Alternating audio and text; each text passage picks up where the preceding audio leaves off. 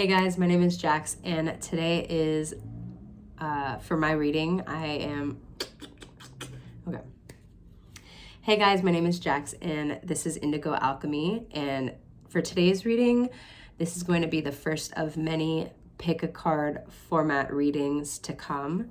I really enjoy this format of reading, like the pick a card option, because well, there's for multiple reasons. For one, it's just like a nostalgic soft spot in my heart. Like this was the thing that kind of initiated my relationship with tarot and me wanting to learn and get into this and read for people and help people along on receiving messages and stuff and trusting in their intuition. The first ever reading that I watched on YouTube was a pick a card reading, and it was at a major like challenging time for me. It was at a tower moment, if you will. It was like that catalyst that changed everything. That kind of was the initiator that, all right, this is the clarity. This is the wake up call you need. And like, it's just amazing to see how much I've changed and grown since that first video that I watched. So it's very like, it's like an initiator, if you will, if you're not even like familiar with tarot. But I just think it's a really cool form to like trust in your intuition and just to kind of help you from not going insane. It does have the opposite effect too, so be careful if you're not at a comfortable state of mind to receive messages. And if you are not, please take a pause from tarot, do a little tarot time out, come back when you are ready to receive messages and not from a place where you feel you may be triggered. Also, as far as the piles go, pick a card readings, you can often have some overlap as far as like what the readings consist of, what messages are meant for you. And if you feel like you're being called to multiple groups, then feel free to watch multiple groups. There's no like, there's no rules to it really. Like if you are called to multiple, watch them all. And then same goes for if you're not feeling like this message resonates, feel free to switch the group, or if you're not resonating with any of the messages, that just means that the messages weren't for you this time around. But yeah, I wanted to get into this theme of this reading and talk about that for a second. The theme of this reading is, what about you is magnetic? What draws people into your energy? As well as the impact you leave. What is the experience you bring to people's lives? Because I believe everybody is a teacher and everybody is a student. And I think that's important to remember throughout your whole life. There's never going to be a time where you know everything, that there's nothing else to learn. Life is about learning and growing and going through cycles. So with that being said, let's look at these groups. Group number 1, we have the labradorite. We have it like polished on one side and rocky on the other.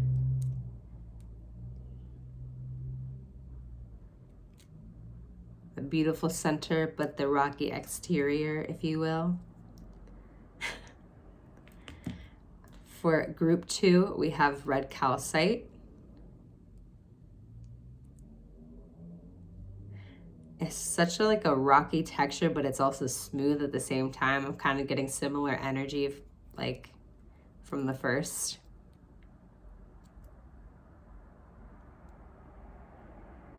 Group 3, we have vortex calcite.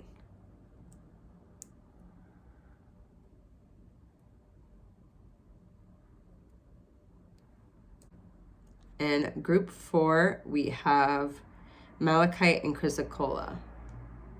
And it's this flat palm stone. So I will hold all of them up for you.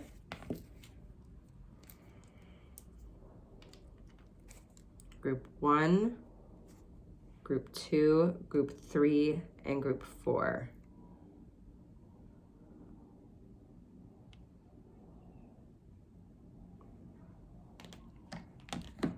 All right, see you in your piles. Hey, group 1.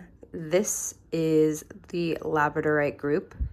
If you chose labradorite, this stone is a magical and protective energy.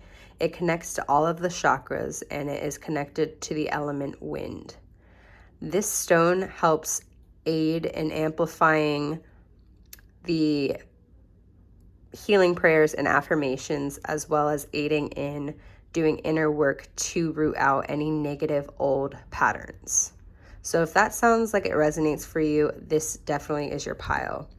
And you could take a moment to screenshot this if you want, to have it as a reference for later if you want to look back at the reading. Hey, group 1. So immediately when I looked at this spread, I saw many synchronicities. For instance, the first is the Chariot card for the overall energy. And this is representing light. This is representing a connection to higher knowledge and philosophy and meditation. And that is also the 7 card. So the fact that that came out, as well as for your angel numbers card, number 7. And it talks about the same thing pretty much. So that is like the first synchronicity that I saw.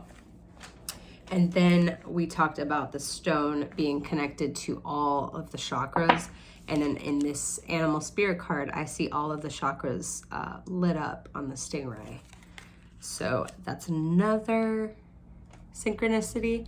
We have other things as well that I'll get into in a second. But let's start with that Chariot card.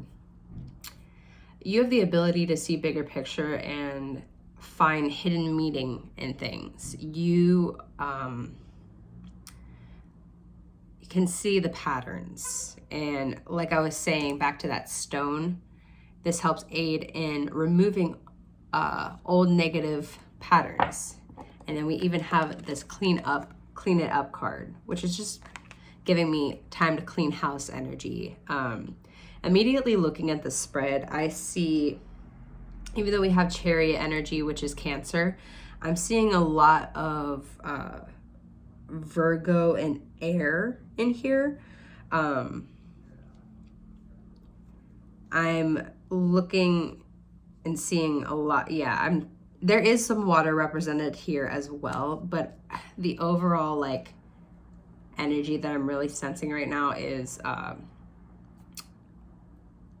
Earth, specifically Virgo, and air. More leaning towards like Aquarius energy, that emotional detached energy. Not saying that this person or you are not emotional.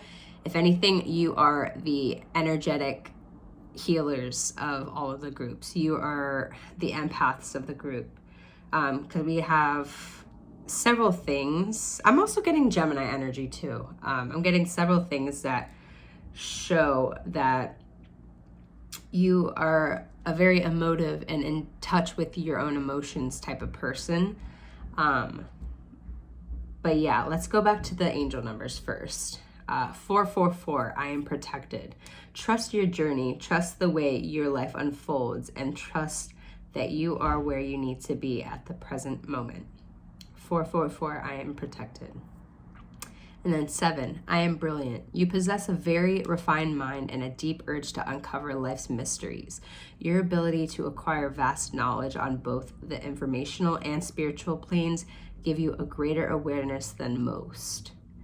And that's kind of why I really am getting that air and earth vibe.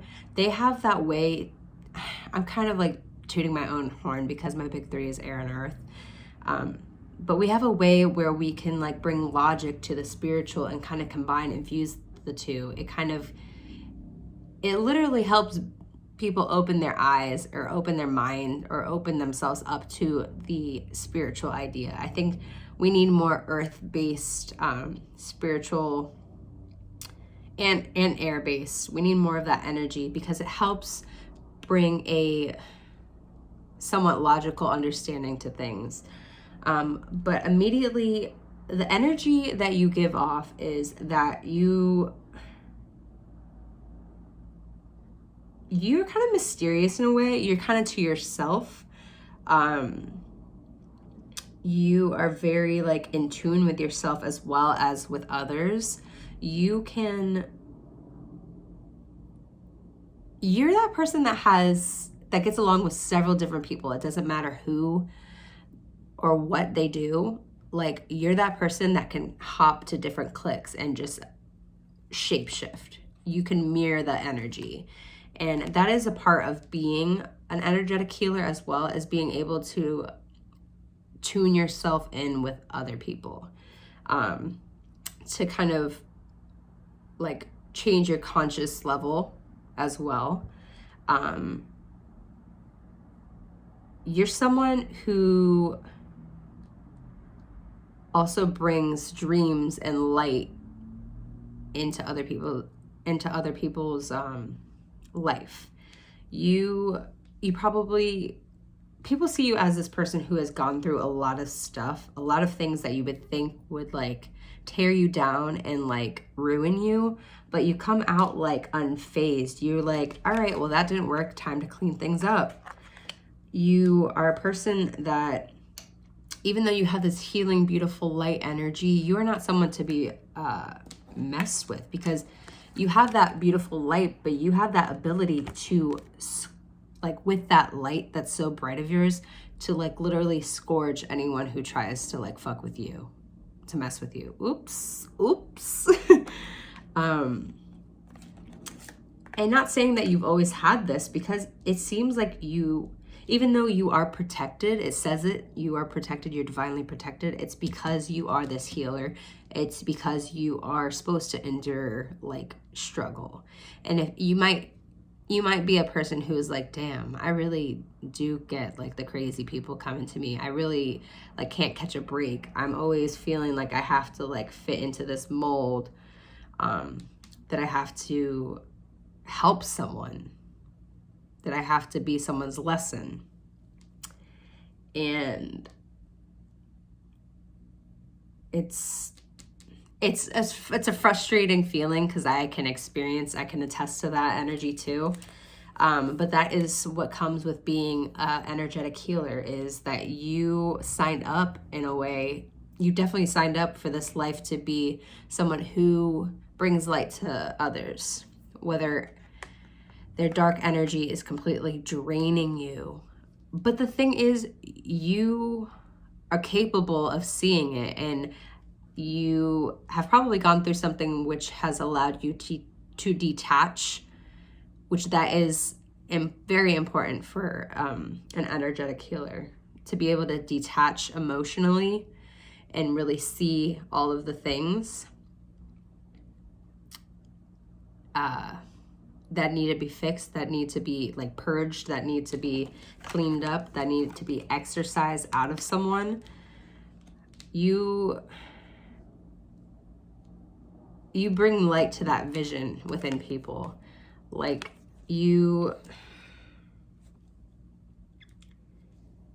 like I was saying before, you also are that person that kind of like, maybe you're like devil's advocate. Like, you see both sides of a situation, very Libra energy. Some people like to say that two-faced. Some people like to say that's indecisive. But at the end of the day, air-based energy, we see all different perspectives. It's like a higher perspective. It's a bird's eye view, because we are the air element. There's different lanes that we can travel easily and see how that result would be. And then similar to Virgo energy too, they're very analytical, they're very detail oriented. But yeah, the type of person you are to people, immediately you're a healer, and that shows in with the healer card and the dolphin card. You have this bright like aura about you that draws people in, and like that's like your sales pitch, is like your aura that is so intoxicating. Some people, they'll probably give you some stink and be like annoying and have an attitude. Those are the people that really need the exorcism, but they're not anywhere near a receptive energy to have that. So that's not that's not your problem, and don't make it your problem. But you're also not that type of person to make it your problem. You're like, I do me. I'm not bothering anybody. If someone needs me, someone's gonna show up. That's kind of how it is. But we have that dolphin card and the stingray card, and the dolphin also talks about like helping with the cycle of karma. Like you are that deliverer of justice, that karma. You kind of help like clear up distorted visions. Like you help bring, I'm not shitting on any Pisces, but you know how Pisces has like that, the negative aspect of being kind of a delusional in an escapist kind of other worlds. You kind of bring people back to reality, but in a way where it's like they can accept it and be okay with it versus like dreading their lives. It's like you show them the perspective of like, this is your reality, but that doesn't mean that you can't dream as well. That doesn't mean that you can't have that light and you can't like,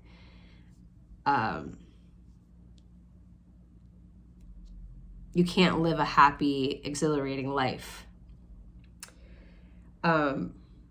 Dolphin also talks about blessings on the way, which ties in with the Chariot card as well. Chariot often talks about things coming to you, messages, people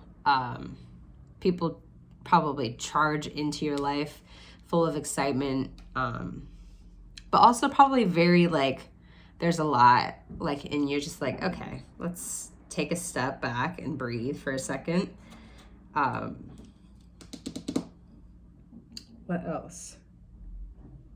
Also, we have the exchanging gifts, which people, this could be depicted in a couple different ways. I'm seeing it as like, that could be like a love language of yours, is that you're a gift giver, like you're very inquisitive and you see like what people like or need, and you kind of like give it to them. You might be like into acts of service as well, because that can be a gift in itself too.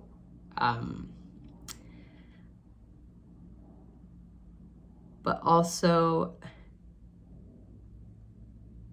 exchanging ideas I'm getting as well. Like you're someone that someone wants to have like a deep philosophical kind of conversation, something that you can like think beyond, but also like, because you're so like earth-based and like logical at the same time with the air, it's like you can bring it back, you can tie it in with like day-to-day life. I don't know if that makes sense, but I know what I'm talking about. If you caught on to what I was saying, that message is for you. But also with exchanging gifts is like, you could also, for some people, like they may feel like your presence in their life is like a gift, or they even might be like so ecstatic with your presence that they want to present a gift to you, or they want to give to you because they feel like you've given them so much, like the reality check that they needed, like thank you for opening my eyes type of thing. But I also am seeing, because of your energy, because you're so healing, because you have that light, people also who are in a negative mindset, who really need help with that push to get out of that kind of energy, they may even want to control you, want to dim your light, that kind of thing. So you could have dealt with like controlling relationships in the past. What else?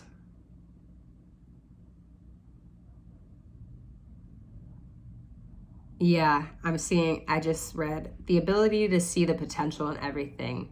Like you probably have in your past drawn in some narcissists, and that's just kind of part of your life's, your soul's mission on earth, is to deal with those kinds of people, the energy vampires, the drainers,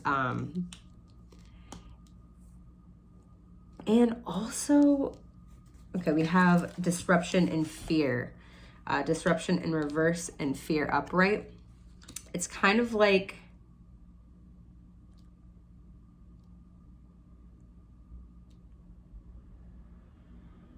in the past you probably have dealt with people who have kind of like deterred you from your path.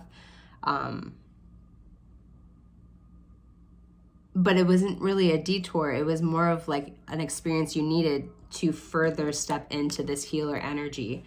Because the thing is, healers need to go through, like I was saying earlier, healers need to go through some BS in order to understand and to be able to shape shift and navigate through different levels of consciousness, to be able to exchange a gift, exchange a vision of what they see, of how they can see you. Like what you, this is hard to explain. Like the experience that you bring to them is like, you bring them a gift of clarity, basically, like that wake up call, like I was saying. But they were in a way, they were in a state of being able to receive that because you shifted to their conscious level. You found a way to make them understand it in a different perspective. And it shined a light on those fears. For instance, like you've probably gone through a shitty like relationship experience, and the people that are drawn to you are people that are in that kind of circumstance right now.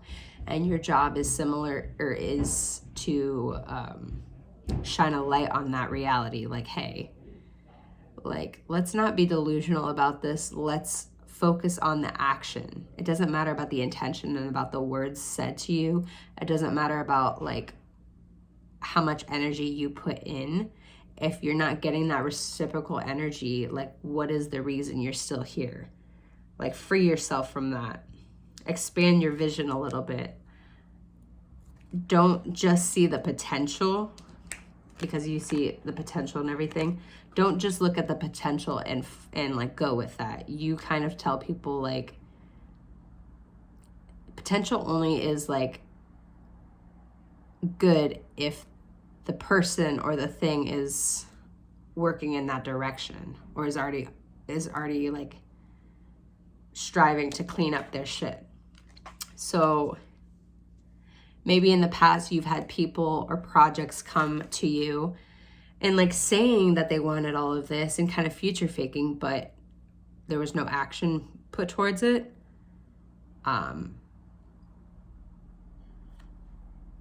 Yeah, I'm also gonna link a video down below because I'm channeling this right now. It's from Mystic Rain, I believe is her name, but she was talking about a couple different things. Like the main thing that comes to mind is dating as a healer, and how we misunderstand that. Like in times we thought people that we thought were supposed to be in romantic relationships were only coming to us for healing, and it wasn't really supposed to be a romantic relationship, or it wasn't supposed to be one that lasted at least. That's like the downside, but it's like you're also kind of okay with that at the same time, because I'm seeing a lot of people displayed on these cards in solitude. Even though you love connection, you love connecting with people, you need that alone time. Let's see what else.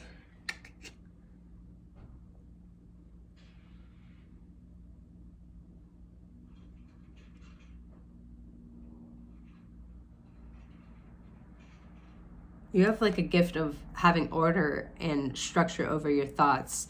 It's like, I don't know how, this is how I would kind of explain my brain. Like I would have all of these different doors or different pathways as far as when it comes to like making a decision.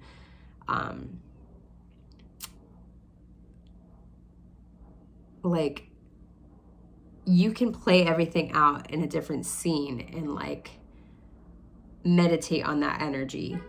Like you could be clairvoyant, you could be clairsentient, you could just be claircognizant as well, connecting to the crown chakra.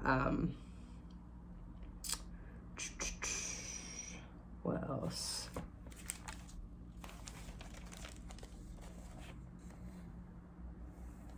you're kind of someone who's like unfazed when we're considering like BS. You go through it like it doesn't even faze you. And that also ties back to like you just being protected and you like, this is just another rodeo for me. Like I've done this before. Like this doesn't faze me anymore. Show me something new. Spice it up a little bit. I'm ready for the next level. It's like you're going through healer school. You're also just very gifted. I'm seeing visionary. I'm seeing exchanging gifts.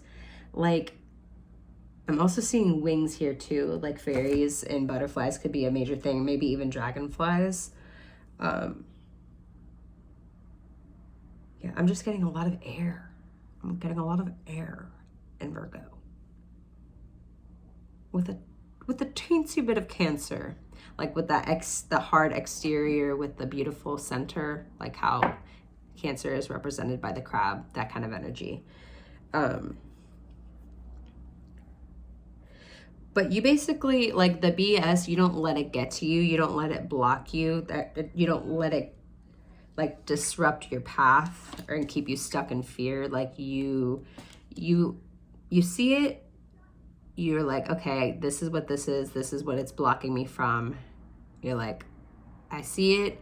I'm acknowledging it, but I'm not claiming it, and I'm moving past this obstacle because next I am checking all the boxes. I am getting an A on this test, basically. What else? Oh, I think I already talked about this, but like you're someone who doesn't just fit into one group, and that's why it's like people are like, is she being fake or is she just like liked by everybody? Like that kind of energy. And I didn't mean she, like it doesn't matter if you're a boy, girl, non-binary, whatever you are. I'm just saying like that as that energy. That's how you show up. Hold on.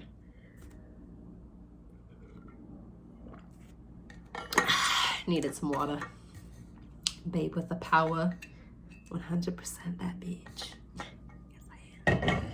Don't forget it, bitch. Okay, anyway. You're also a mirror. Like, you're such a good mirror to people, and that's like the point of like healers. Some healers are like, bitch, this is what you're doing. This is how you're showing up. And then when people look at it, they're like disgusted, and they're like so offended that you could ever pretend and show the energy that they project onto you. They're like, how dare you do that? And you're just like, I'm only showing you the energy that you're bringing. So if you want that to change, you gotta change. Okay? Okay. Yeah. But as far as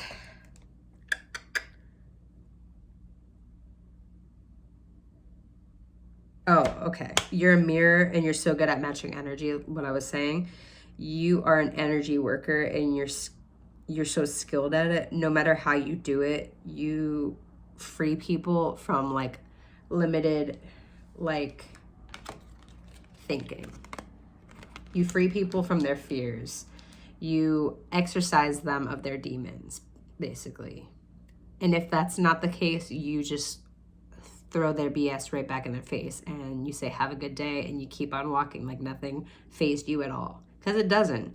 You've probably in the past have dealt with a lot of shit and had to like spend a lot of time working through it. But like with that crone energy, you've gone through it all, you've seen it all, you've experienced it all.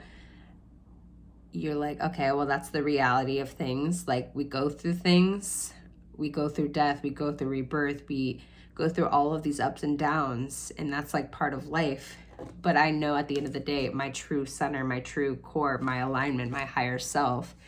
And I could sit back and just experience this and go through the cycles rather than like pause in fear and not experience. Or I could just cross that bridge knowing that I'll be okay because I trust my intuition. I trust myself to go through and complete the next cycle. And people are just mesmerized by that. How like nonchalant you're like, all right, I've gone through chaos. What's a little more? It's like in those shows where like people are so in love but they don't want to do anything like to further their connection. It's like a cop-out type of thing. Like, I don't want to ruin our friendship. I don't want to ruin our connection. But you're just like, okay, so you'd rather not experience something just because of the fear? No, we're not going to do that. We're going to actually jump in. We're going to have our lesson. We're going to go and play by the book, whatever that means to you. Like, you're going to show up in your true self. You don't need to sabotage anything. You don't need to like reject a lesson, reject a cycle because it makes you uncomfortable. You sit with that energy, you sit with the reality and be like, okay, so I'm experiencing this, and this may be another time, or this has probably come up in the past where you've had multiple cycles and you're like, okay, I've already experienced this before. Why am I experiencing it again? You see the reality, you heal, and you move on. Is there someone there? What is it? I know you don't want to do dairy, but I just wanted you to try it. But yeah, like I was saying, you help people. The experience you bring to people's lives is that you help people, like, you give them that reality check. You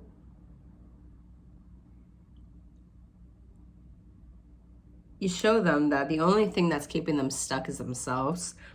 You help them release fear-based thought and fear-based thinking and mentality in order to obtain alignment, to grow a spine and to pick a path and to choose, and to accept change. You're incredibly intuitive, in the way I'm really getting that like earth and air-based intuition, like thinking things through, racing thoughts, as well as sensing stability and instability, how earth-based intuitives read intuition. But yeah, let's see. You bring practicality to spirituality. Like, you see everything on the earth plane, but you also are experiencing everything in the spiritual plane.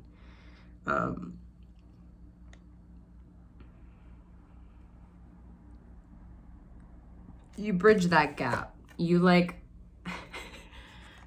that salesperson that makes it look like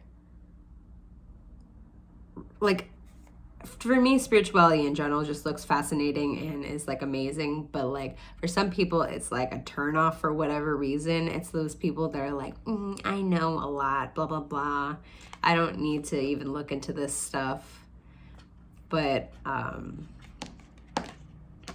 what else? Let's see. Yeah, so going based off of that, I want to get into the tarot to clarify a few things, as well as getting your astrological indicators. So as far as astrology for group number 1, what astrological placements could they be? / transits and aspects they're experiencing.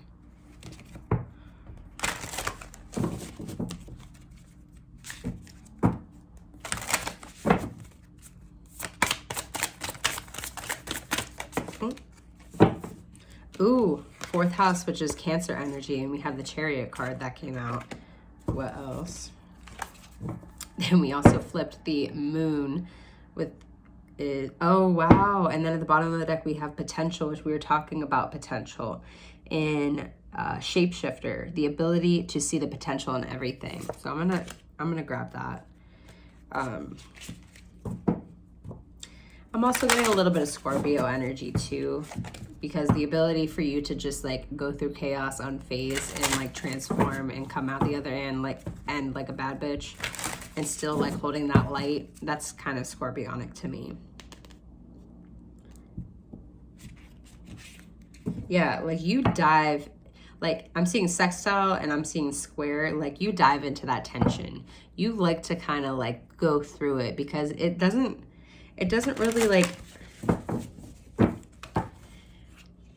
you just like, another day, not another dollar, unless you do spiritual work for your career, like energy healing, which that could be a potential career, but that's not that kind of reading.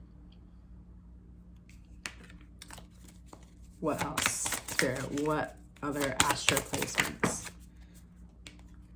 Confrontation. We have opposition, reflecting, mirroring, seeking balance, tests. And I was talking about tests.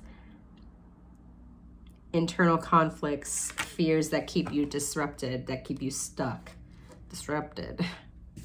Keeps you stuck. What else? Yeah, okay, we have South Node, karmic past, comfort zone, stepping out of the comfort zone and into something new. Bringing light, we have the sun that came out too. Personal power, this is also Leo based, but I'm not really getting Leo energy. Okay, I got 10th house, which is talking about the opposite of 4th house, status, public image, reputation, and career, long-term goals. Let's see. I got Scorpio. Oop.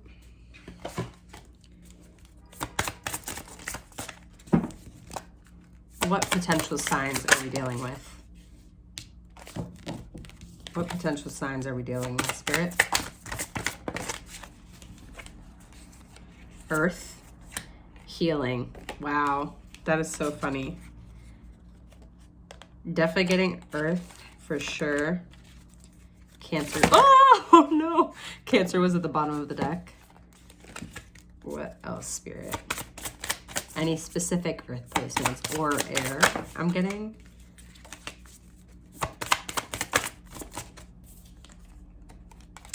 A little bit of Taurus. We have North Node too. We had South and North Node. So you being able to like bridge that gap.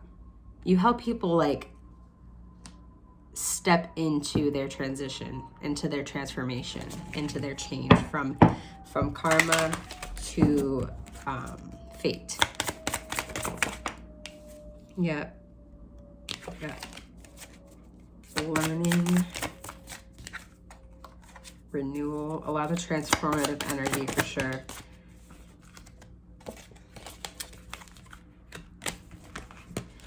We had like Piscean energy reverse, which was kind of like bringing me back to how I was talking about like Virgo energy, being able to see the realistic potential. And it's like, but like Pisces is kind of opposite in a way where it's like they kind of project their own dream or their own vision onto people, which Virgo can do that too. I am guilty. I'm a Virgo rising, Virgo Venus too. I can project the person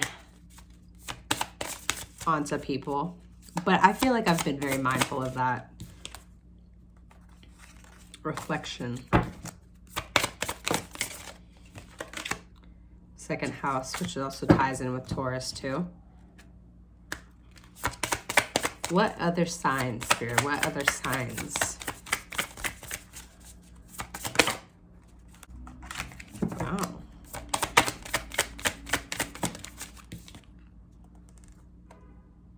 We have 11th house, which is like Aquarius energy. I was talking about Aquarius too. And the emotional detachment. Oh. I also got, yeah, I had Gemini and Libra peek through just now. But as far as tarot indicators too, let's get back into that and see what we need to see.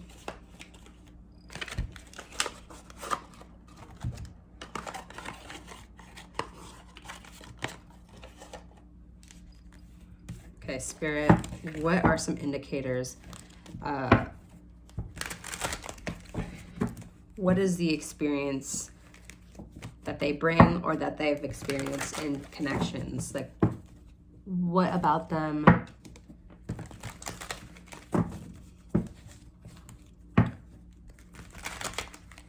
what experience do they bring to people's lives? Opportunities of stability, I heard. Committing to a decision, committing to transforming self.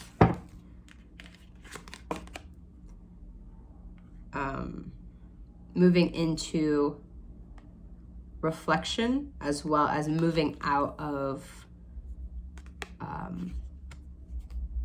I like to say, like for me, it's perfectionistic paralysis. It's like the fear of not doing something because I'm scared of how it's going to turn out. I think a lot of people are dealing with that. What's the experience that pile 1 brings to people? What is the experience pile 1 brings to people? What is the experience?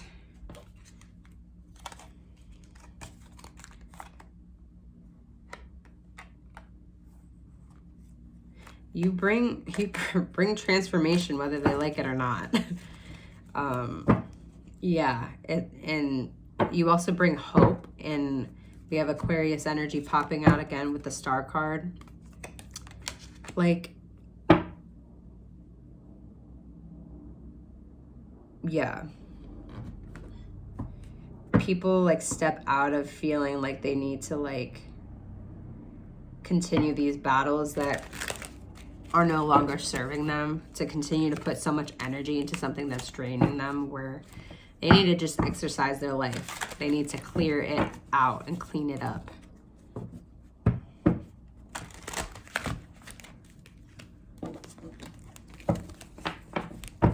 How would people describe pile 1?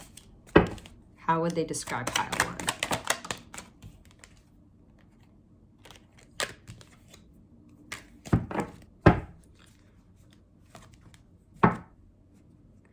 You're someone that's like really about your healing journey and keeping on the path.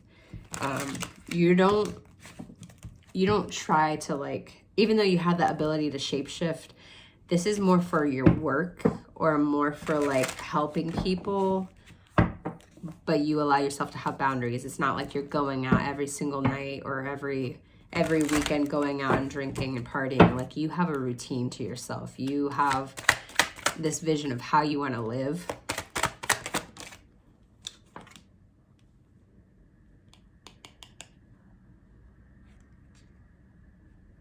Yeah, you really inspire people to go after, in a realistic way, go after what they fear, their expansion. What else, Spirit? What about pile 1 is magnetic? Ooh. You follow through. You know when it's time to like drop it and go.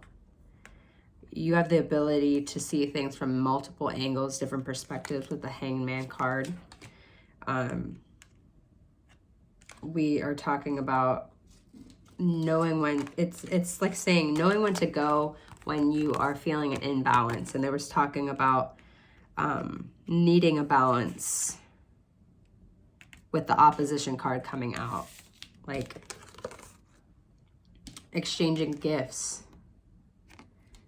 It's like, you know, if you're feeling like drained and stuff by this person, if you're feeling like you're not really getting much out of it, it's more probably for you because you are a healer.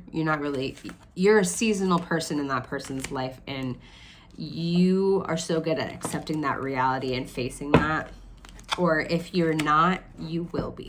That's like the energy you're going to like move towards. And that's kind of, I resonate with that as well, because I like that. I was talking about that Mystic Rain video. You really need to watch it. I'll list it down below.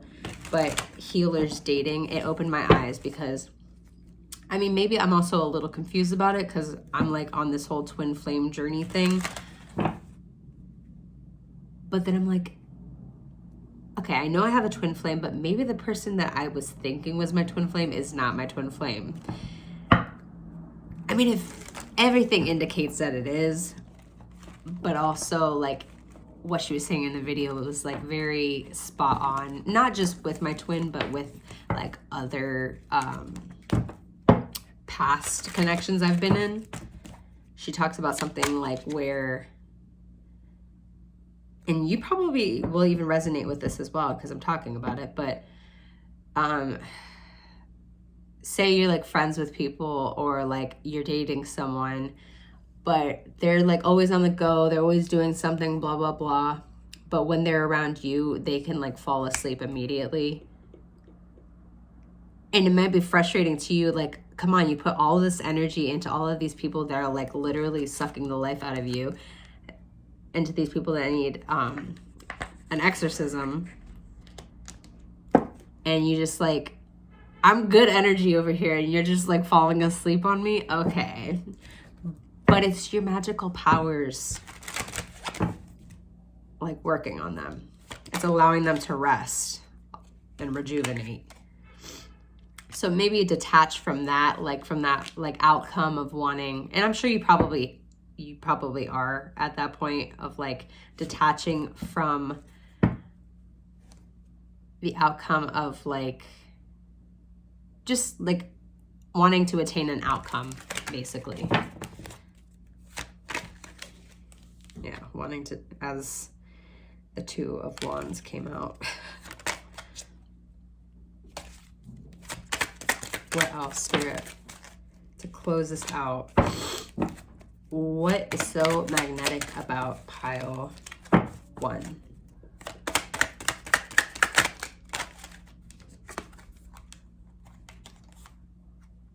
Yeah. Just your ability to be unfazed, really. Like, you're inspiring. You're like a breath of fresh air. Like, damn. She makes it look so easy. They make it look so easy that they could just walk away from their chaos. And the thing is, you also let them know, no, it's not easy. It takes a lot of dedication. And I think that's why you're so dedicated to your like path of healing, is because like being determined and having like, what's the word?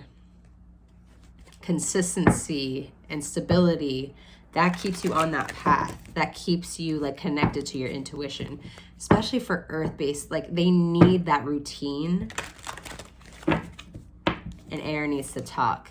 Like they need to talk about it. Oop. Yeah. You shine light on the imbalances. You show people they deserve better, or you show people that you need to step up. Like either way, it's like for distorted energies of feminine and masculine, like you show people you got to step into this energy. Like, let's not be delusional. Let's not like procrastinate any longer and keep from our path. It's time. Like, this is stale. This is like stale bread energy. We don't want that.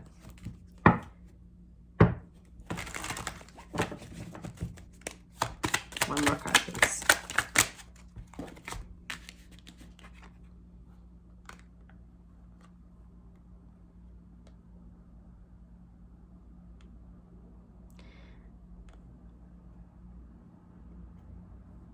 Yeah, it's like you're like, stop waiting for information that you already know. Time to make a decision, because what you're in right now is unstable. It's not making you feel grounded. It's not making you feel progressive.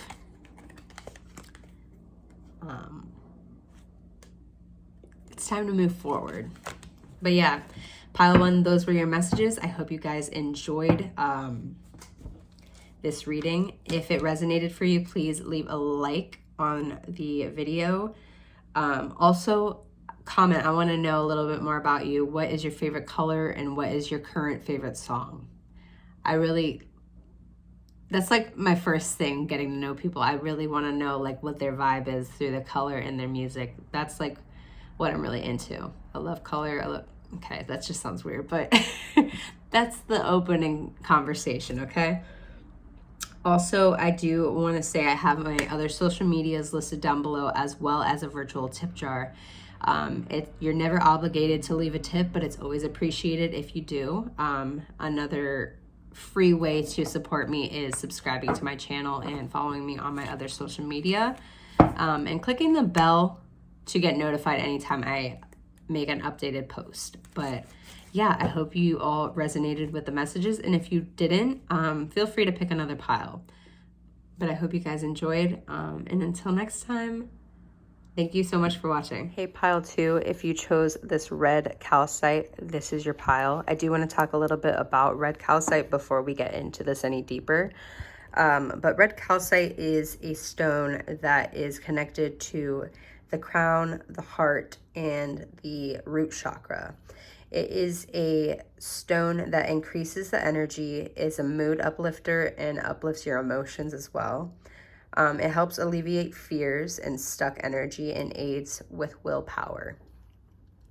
It helps you put one step forward in life, and it increases your energy and willingness to experience life.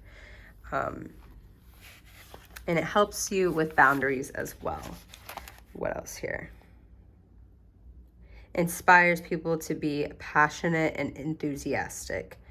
It also facilitates being spiritually present in the physical world. So if that is if it resonates for you, then this is definitely your pile. But I'm gonna give you a moment to screenshot this so you can have this spread on your phone to refer back to for reference, obviously. But I'm gonna give you a minute so you can look at these cards real quickly, or take a screenshot so you can use it as a reference photo to go back to kind of reflect on. Hey, pile 2. So immediately when I looked at your spread, I searched for all the synchronicities, and they popped out like immediately. As far as like the energy that I'm getting fire, and I'm also getting earth. What else?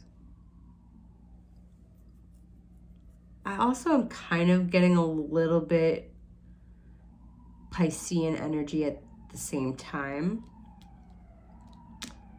but I'm mainly getting like fire, specifically Leo, and earth as well. Let's see. So immediately when I looked at like the numbers, the first overall energy that came out was the Temperance card, number 14. And this talks about making decisions and tempering and pausing, and like it has in the classic card, it's like someone 1 foot in water, 1 foot on land, tempering, pouring the water back and forth. And 14 talks, when you simplify it, it breaks down to a 5. It's talking about change, it's talking about conflict, and what do you need to go through that? You need to pause, you need to evaluate, and then you need to, based on everything that you are experiencing, you create a protocol, you lay a foundation as what's the next step. And that is definitely your energy. And you may have not always been this way. You may have grown up and been slightly impulsive, or like too quick to jump into something. But based on your experiences and your upbringing and what you've gone through, it helps you navigate through things, that major life choices and decisions. And the fact that for our angel number cards, we had 111, which is angels are ready to fully support you in this endeavor so you can co-create with the universe a life you love. I am creative. And then we had a synchronicity, number 14, with number 14. I I am practical. You are open-minded and always up to try something new, yet you are wise enough to stop and think before you jump into things. This pragmatic approach helps you ensure your time, attention, and efforts are meaningful. And then that just like immediately shot my eyes down to the other oracle cards that I pulled. And we have Come to the Edge and Here and Now, number 36 and 32. Which 32 simplifies to 5, which also talks about change, conflict, that kind of energy. So that's significant too. So that's like another synchronicity on top of the 14s, which break down to a 5, which makes this a 5 as well. Numerology, love it. But it's like you got that fiery like passion and drive and wanting to like jump in. But you stop yourself, you let it marinate, you like meditate for a little bit, and you create that pragmatic approach. You create a protocol and what the next steps are. And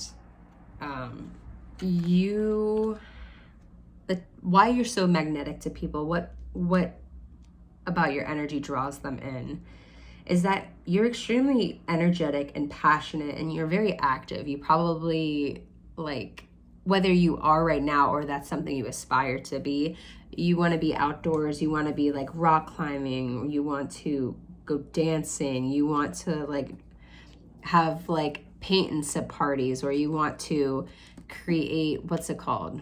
The parties where you like, is it a dream board? What, vision board? You give me like host type of energy, like let me entertain you, let me make you feel at home. You're also someone that has gone through some BS, but like maybe in the past you have had that victim mentality, but like from your experiences lately not an experience you're about to experience, you're definitely gonna not dig yourself into a hole of like victimizing yourself. You're not going to like linger on that pain. You're someone who senses stuck, stagnant energy, like this is no longer it for me, and you're someone who is like ready to change things up. We have fire on the deck. We have the root chakra. We have sacral chakra. We have the heart chakra, which is funny because we're going back to that red calcite that connects to all of those chakras as well. So another synchronicity right there. But what people see in you, what draws them in is that you have like this light to yourself. You are super dedicated, and you're probably very routine based as well, or like I'm getting a little bit of like this is like just dragging me a little bit, but how one side of me is like super ADHD, and then like my autistic spectrum side is like super like methodical and needs a plan. So like I have a pile of different planners sitting in my room, but my ADHD side is like, plan, bitch, we go day by day based on the energy we're feeling. So it's kind of like that energy I'm getting, but somehow you make it work. And when I'm talking about you putting a plan in order, I think that really kicks in more with like big things that you're planning on doing, like whether it's career or long-term,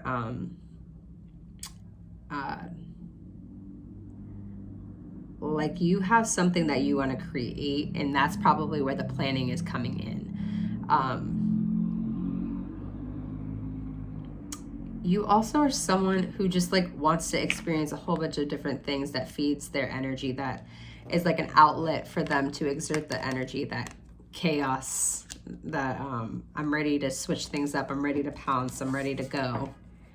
It's like that audio, it's about drive, it's about power. We stay hungry, we devour, like that energy, put in the work.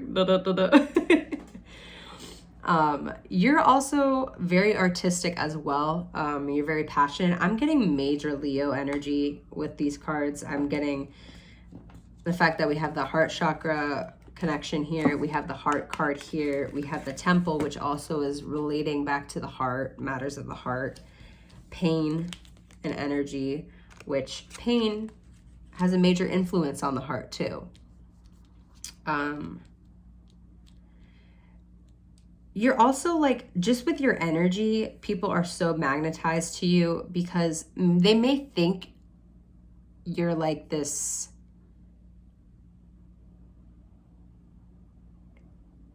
like someone that they could social climb. Like that's probably why they want to like connect with you. And I'm also seeing a lot of like, maybe you are very like reserved with your energy as well. Like, even though you like that human connection, you like that interaction because that fiery energy, you also are like a lone wolf too, and you like that about yourself because you kind of need to have that energy to go back to that retreat and like, let me meditate and rejuvenate first. You also have that ability to sense those people, those social climbers as well. People that are only in it for superficial reasons, and you are not with that. You are someone that is committed to your healing practice. You're committed to your day-to-day. You're committed to your like how you restore and how you let out your energy in a creative way. You are probably someone that is like all about yoga or like movement in general. Maybe you like to dance, maybe you like to paint. You have a delight, you like to enjoy the art without having like a monetary like reason. It's not like how everybody in the world today is like, okay, create and monetize that. Like you do it just to exert your energy and to express, to turn that pain into powerful source energy. With that priest energy, with that priest card coming out, we have facilitates spiritual commitments, serving as a channel of spiritual energy. And that's exactly why people are so drawn to you, because you're like a channel of light, of charisma, of passion, of love. Like your heart space is open, but you also have your boundaries at the same time. It's like you shake up people's lives. Like the type of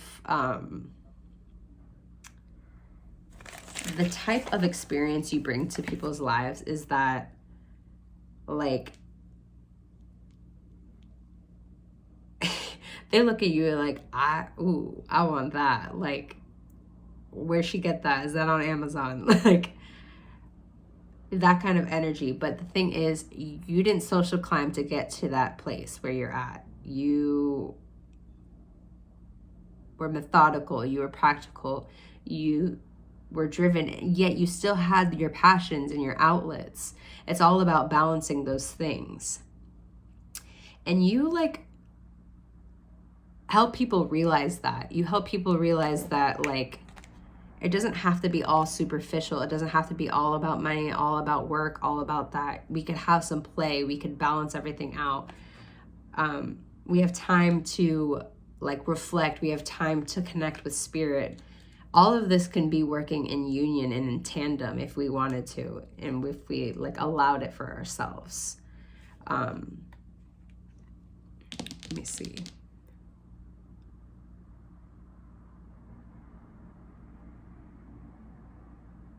You're like a grounded shaman type of energy with some like fiery flair behind it. Like very enigmatic, like very like mysterious. Like, who's that girl? Na na na na na na na na na. You I think you surprise people too. They're like, okay, this bitch is like go, go, go, go, go, doing this thing, hustling. But in the background, they also don't really see your life because you like keep that's like your temple. That's like your place of Zen. That's like where you retreat. That's like giving me kind of Taurus midheaven energy. That I'm always tying it back to my astrological placements, but that's like how I could explain it. It's like you've probably experienced chaos and endured a lot, but like everybody's like, oh, that person's life is so aesthetically pleasing. Like they've made a life for themselves. They like carry themselves well. They're so active. They do all of these things. They get all this like attention. But the thing is, you're getting this attention not because you're striving for attention. You're getting it because you're like working from a place of love, of passion, of energy, and working in union with spirit. It's like you're co-creating, and you know that's what you're doing. You know that's your effect. Let's see.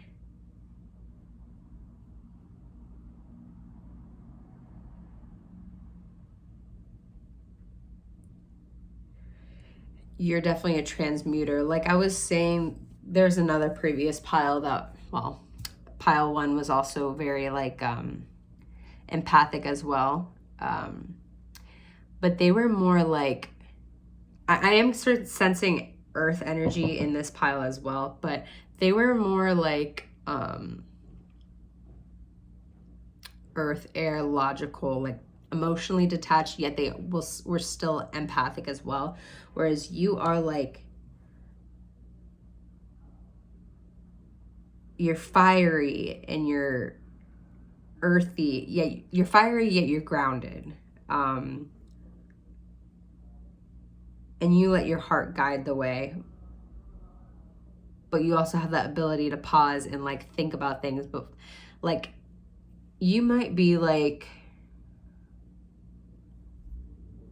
a fire sun with like an earth moon, or fire, like I'm getting earth and fire mainly, especially Leo energy. But we also have that Gazelle card too that talks about being an artist and also being like aware and on the lookout. Like you're not so much like skeptical, I guess, or like suspicious. You're more of like, you just always have that awareness going on. But you like play it cool at the same time because like, you know, you have this bad bitch like pounce energy. And like, I think that's what people are surprised by, because like you have this like face, you have that front going on, but then they get to know you and like you let your guard down, and that allows them to let their guard down, and you become kind of like a safe space, like a safe haven for them to like kind of like be able to express things to you, express their true desires, and like actually evaluate. Like you inspire them to look deeper than just the surface. You inspire them to like look into their heart and move from that energy rather than like the superficiality versus like the ego. I definitely feel like you're an introvert. Like when you have friend time, you need like one-on-one interactions. Or that's when you feel the most like fulfilled in like when you're connecting with others, is like when you have like depth.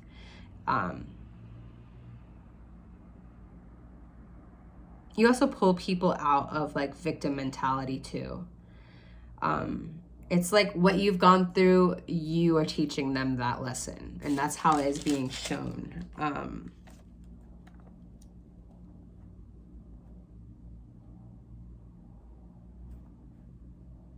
You're someone who's committed to their healing and their connection to spirit and their peace and their boundaries.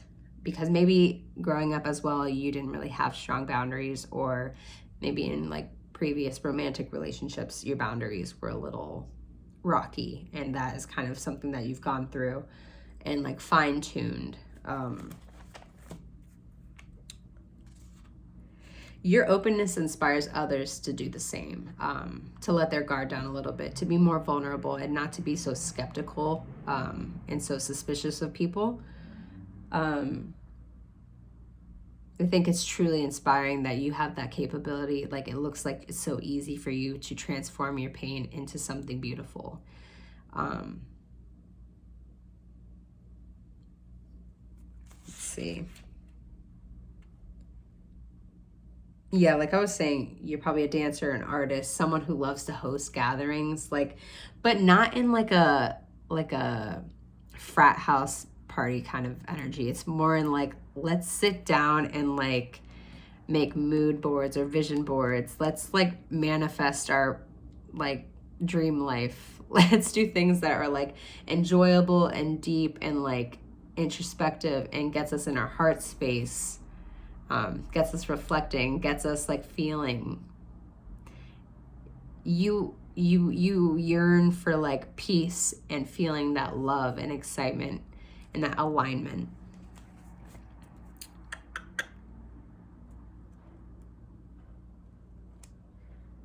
Does exciting things not for clout, but to feed their like the energy of their ADHD inner child. Like, you are the inner child vibe. You are 5th house energy. You are Leo energy. I'm getting that so strongly.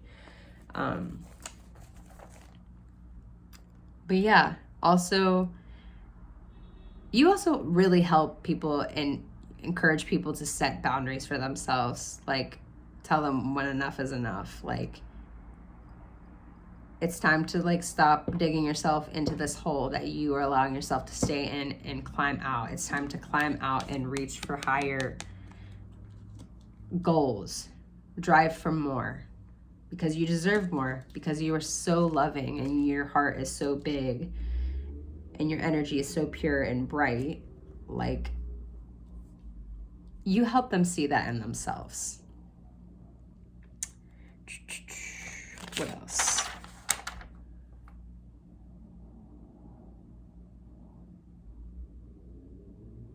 It's like you have, like what I was talking about, that mystery behind you. You have that fierce side. Like, I remember like in high school, I didn't really, like, I am socially awkward, so that's like my excuse, but I didn't really talk to a lot of people. Like, I'd have my set group of friends, like my one-on-one interactions. But I think to a lot of people, they were like trying to read me and they really couldn't. It was like I was enigmatic as well. Like, she's so this way, but she's also this way. Like, people can like put their finger on it, which I also love that too. It's like, keep them guessing, you know? Don't let everybody know everything. But you are like so in control of your like impulses. Like, even though you probably experienced something in the past where you weren't in control of it, like, you've learned that lesson and like you're a master at that. You've set your boundaries to a point where you can't allow someone to like push your buttons to the point where you like snap and like go off on them. You're like so attuned and you're so like aware of things.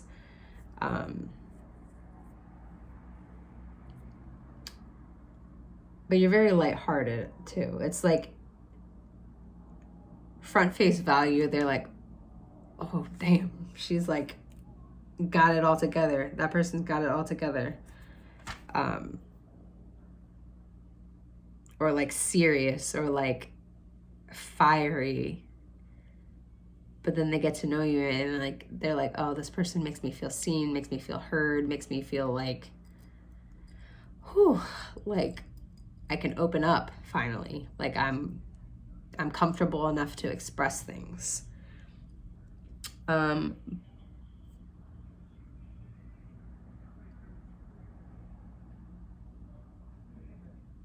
yeah, you are definitely someone who wants to shake people's energy up, like get them going, like wake up to this. Like, this is stale energy that you like have continuously repeated time and time again. It's time to like try something new.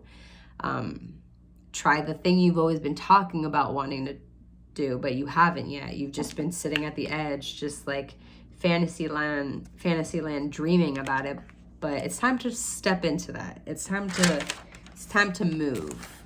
But also take the time to pause and rest and rejuvenate and meditate and focus on the present times too. Because you can never fully enjoy unless you're being present. And then these were some channeled questions that I got when I was looking at this spread as well. Is this you make people think, or you make people question themselves this. Is this my true path to fulfillment? Is this moving from my heart space?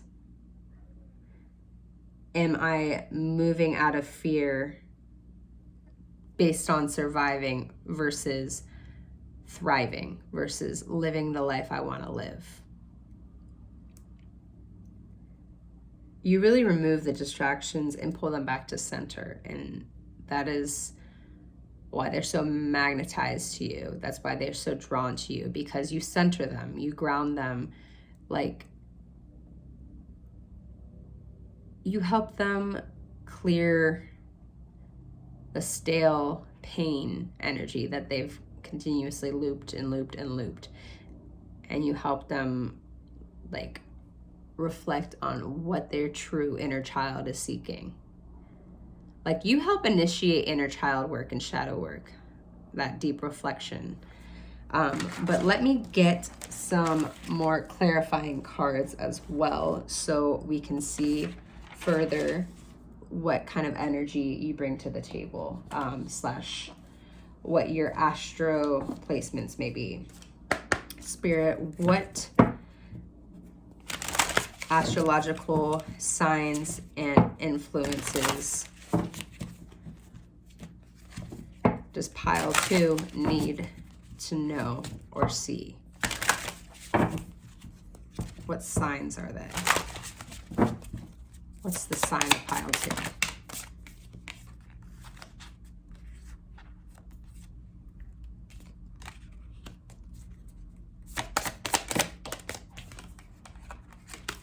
Yeah, place of love, moving out of love. Wow, Taurus and second house energy popped out.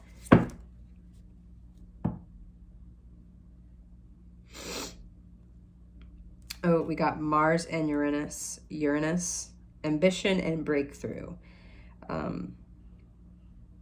Fiery energy, Aries and Scorpio with the Mars. Working on confidence too, and passions and desires, and being determined to follow through with those desires.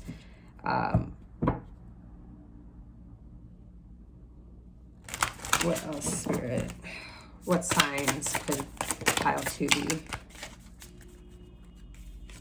Could be Aries. You're very empowering to so many people. Time to confront what needs to be cleaned out. We have confrontation, opposition coming out.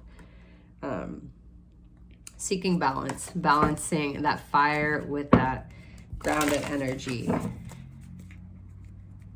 Discipline is the word that I was trying to grab earlier. You are disciplined for sure. You require structure, but you don't allow yourself to be restricted either.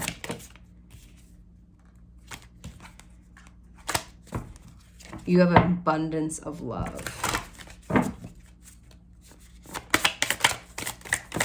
What signs? Aries popped out again.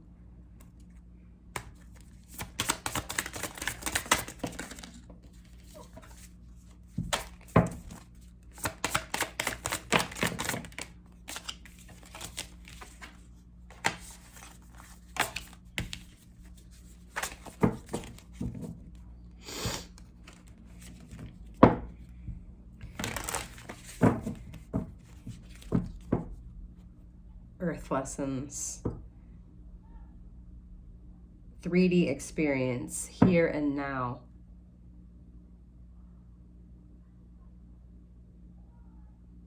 Physical body also.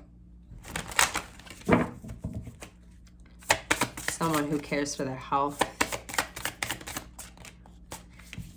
It's like you care for your appearance, because that does matter, but you also aren't superficial about it either.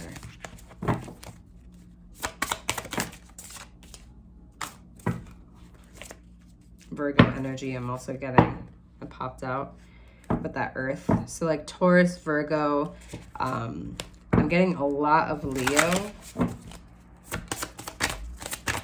Oh. Virgo energy again with the 6th house. Capricorn too, but I'm not really getting much Capricorn. I'm getting more like Taurus or Virgo. Leo. Yeah. So we got Leo, we got Taurus, Virgo, possible Aries.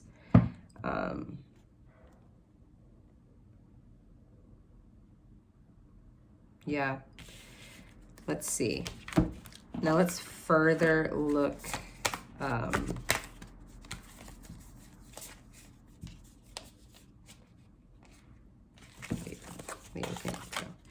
Okay. Now, Spirit, we're going to look at the tarot for clarifiers, just to see how synchronized this reading is.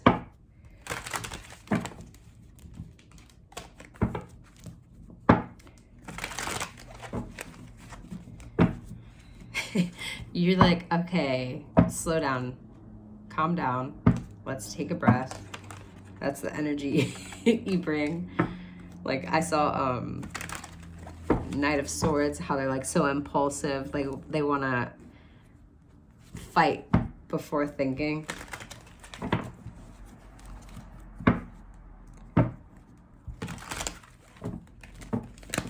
Pile 2. What is magnetic about pile 2? Woo!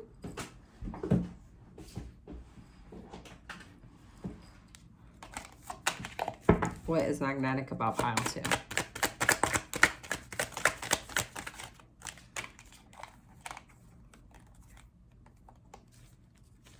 Okay, we have 5 of Wands in reverse. Stepping out of that chaos, realizing change needs to occur because you're putting so much energy and effort into stale energy. You like really like are healing to these people. What energy do you bring to others? Queen of Pentacles, very nurturing, and nurturing of your own energy as well. Super grounded. And like I was saying, you probably don't go out too much. Like you're probably a homebody. You're probably an introvert that prefers like one-on-one time with friends, because your energy is so like fluctuating. Like definitely getting empath vibes, like I was saying before.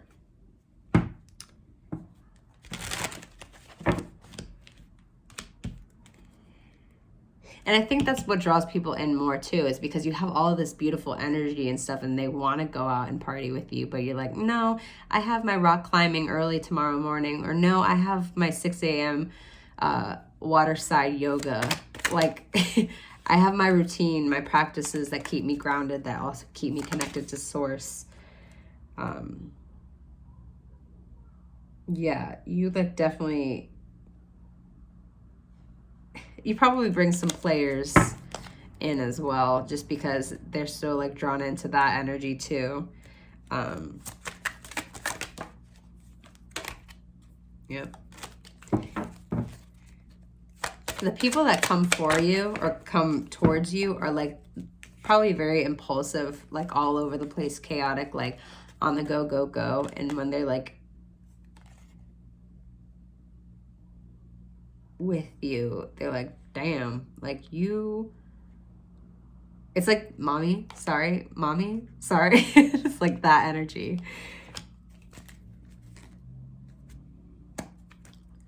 What is the experience that pile 2 brings to people's lives? What is the experience pile 2 brings to people's lives? What is the experience?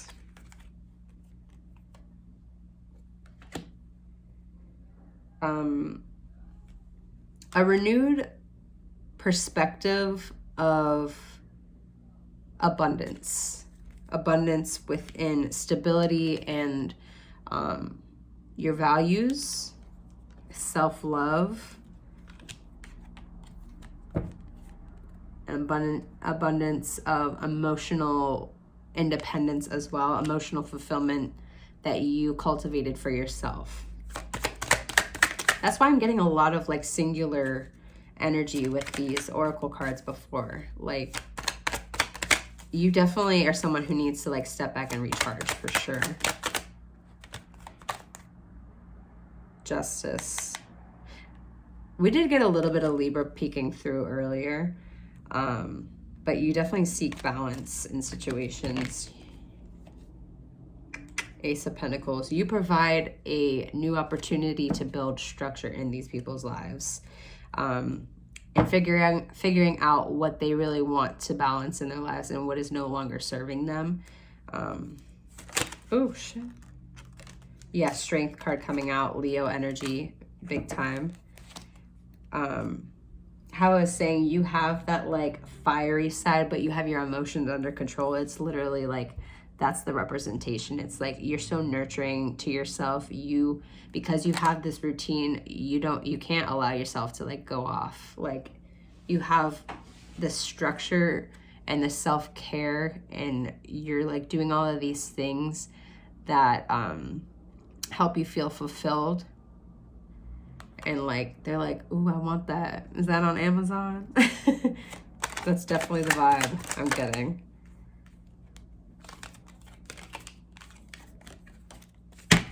What else? Anything else, Spirit, about pile 2?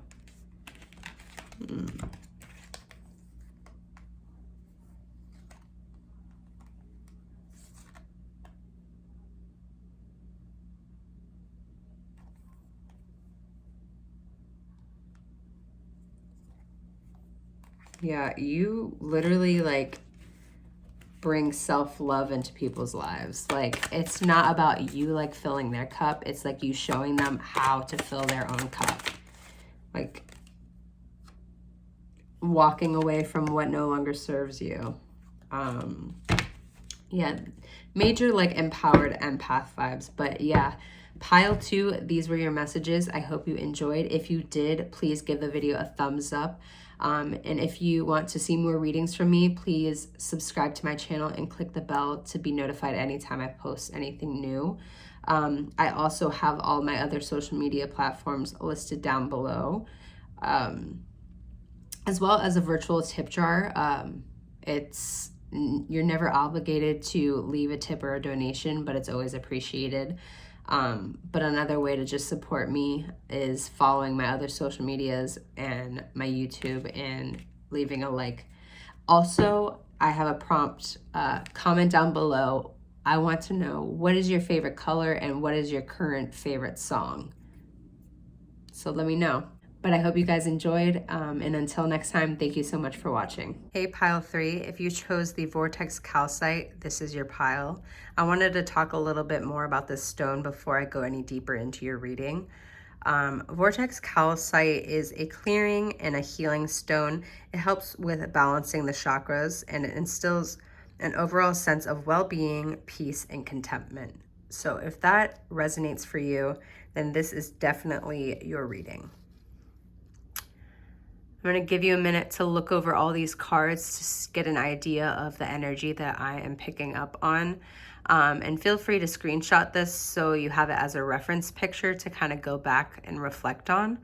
Obviously, you don't have to do that, but that kind of helps me. I always love to screenshot readings that I resonated with. So feel free to do that. And I'm going to change up the setup right now. Hey, pile 3, and welcome to your reading. So just to start, I want to look at the overall energy that I pulled from the Major Arcana deck. This is like an indie, this is just a Major Arcana deck that I pulled from the 22 Tarot Numerology Insights deck. But the card that I pulled for your overall energy is the Magician. the which is the number 1 card. Action, a time to start something, action and movement, decide to lead. Body and man, masculine energy. I also, that is synchronistic right now with the building blocks, because you add 2 and 8 and that gets 10, which you can add 2 and 1 and 0, and that would lead to 1, which is action, movement, starting something, starting a project, manifestation. And then when you have 28 here, it's talking about building blocks. So immediately I am getting that you're a master manifester.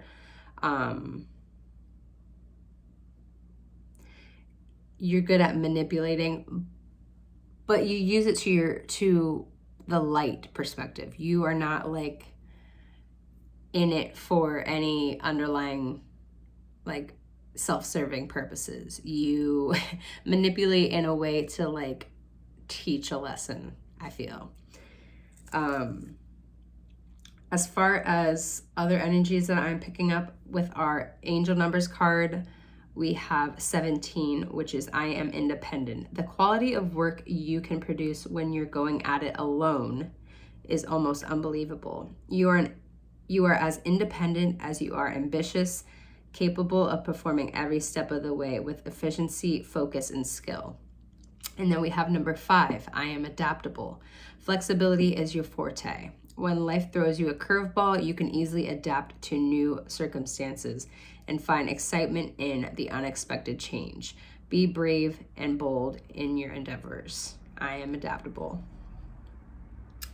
Then we also have time to go, which I thought was funny as well. This is number 45, which reduces to a 9, which I believe 9 is talking about fulfillment, completion of cycles, getting to an ending, to a conclusion. And 2 and 8 is 10, which is like the completion of the cycle, the transformation, the final outcome. So what I'm also gathering energy based on the cards that I'm seeing, astrologically, I'm getting a lot of air. I'm getting Virgo energy with that magician. I'm also getting Scorpio energy with that adaptable flexibility, being able to like go through unexpected change. And even having the apocalypsis card here, that kind of is an indicator as well, like when shit hits the fan, who's still standing. And then I'm also getting air, a touch of water with that Scorpio. I kind of get a little bit of Piscean energy from this martyr card, slash vampire card. But I'm really getting air and Virgo. That's like the top ones that I'm getting right now.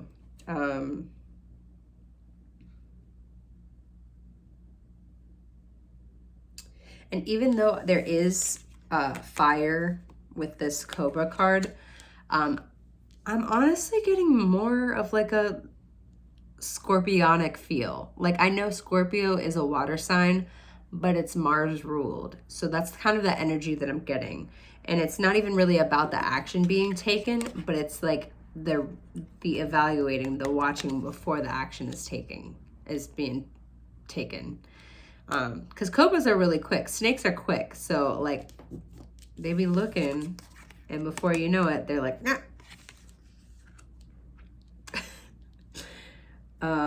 Let's see. And we have the flow card too. Scorpio, Piscean energy. But I want to first talk about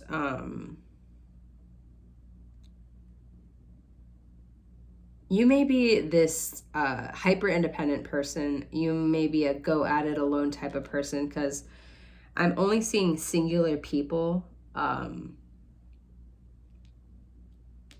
in all of these cards so far.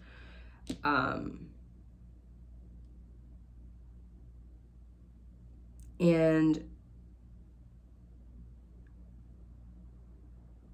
you're also someone who is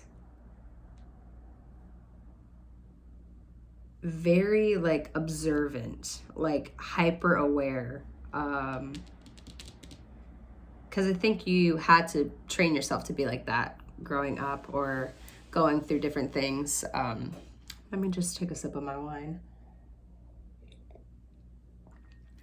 But you kind of thrive in chaos, honestly. Like you're that person at work that like people look at you and they're like, how are you doing all of this? And how are you like staying afloat? How are you surviving? And it's just like that like very calm dog meme where there's fire all around and it says, I'm fine. Like that is the energy, but it's like true. It's not like you're faking it either. It's like, I'm actually fine. I thrive in chaos. But I know my limits. And that is why I'm hyper lone wolf vibes, hyper independent. It's because I need my space to be able to recharge. What else? Like with the independence card,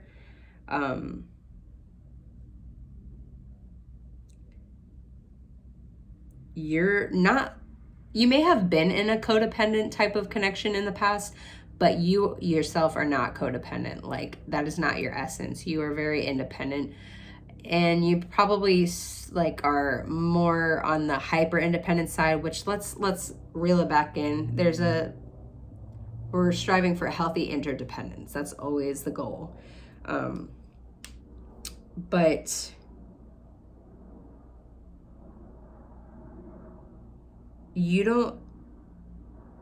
people are magnetized to you because you don't let people like manipulate you on your decisions. You don't let things like get to you. You don't let people's words get to you. You don't let them drain you or feed off of your insecurities.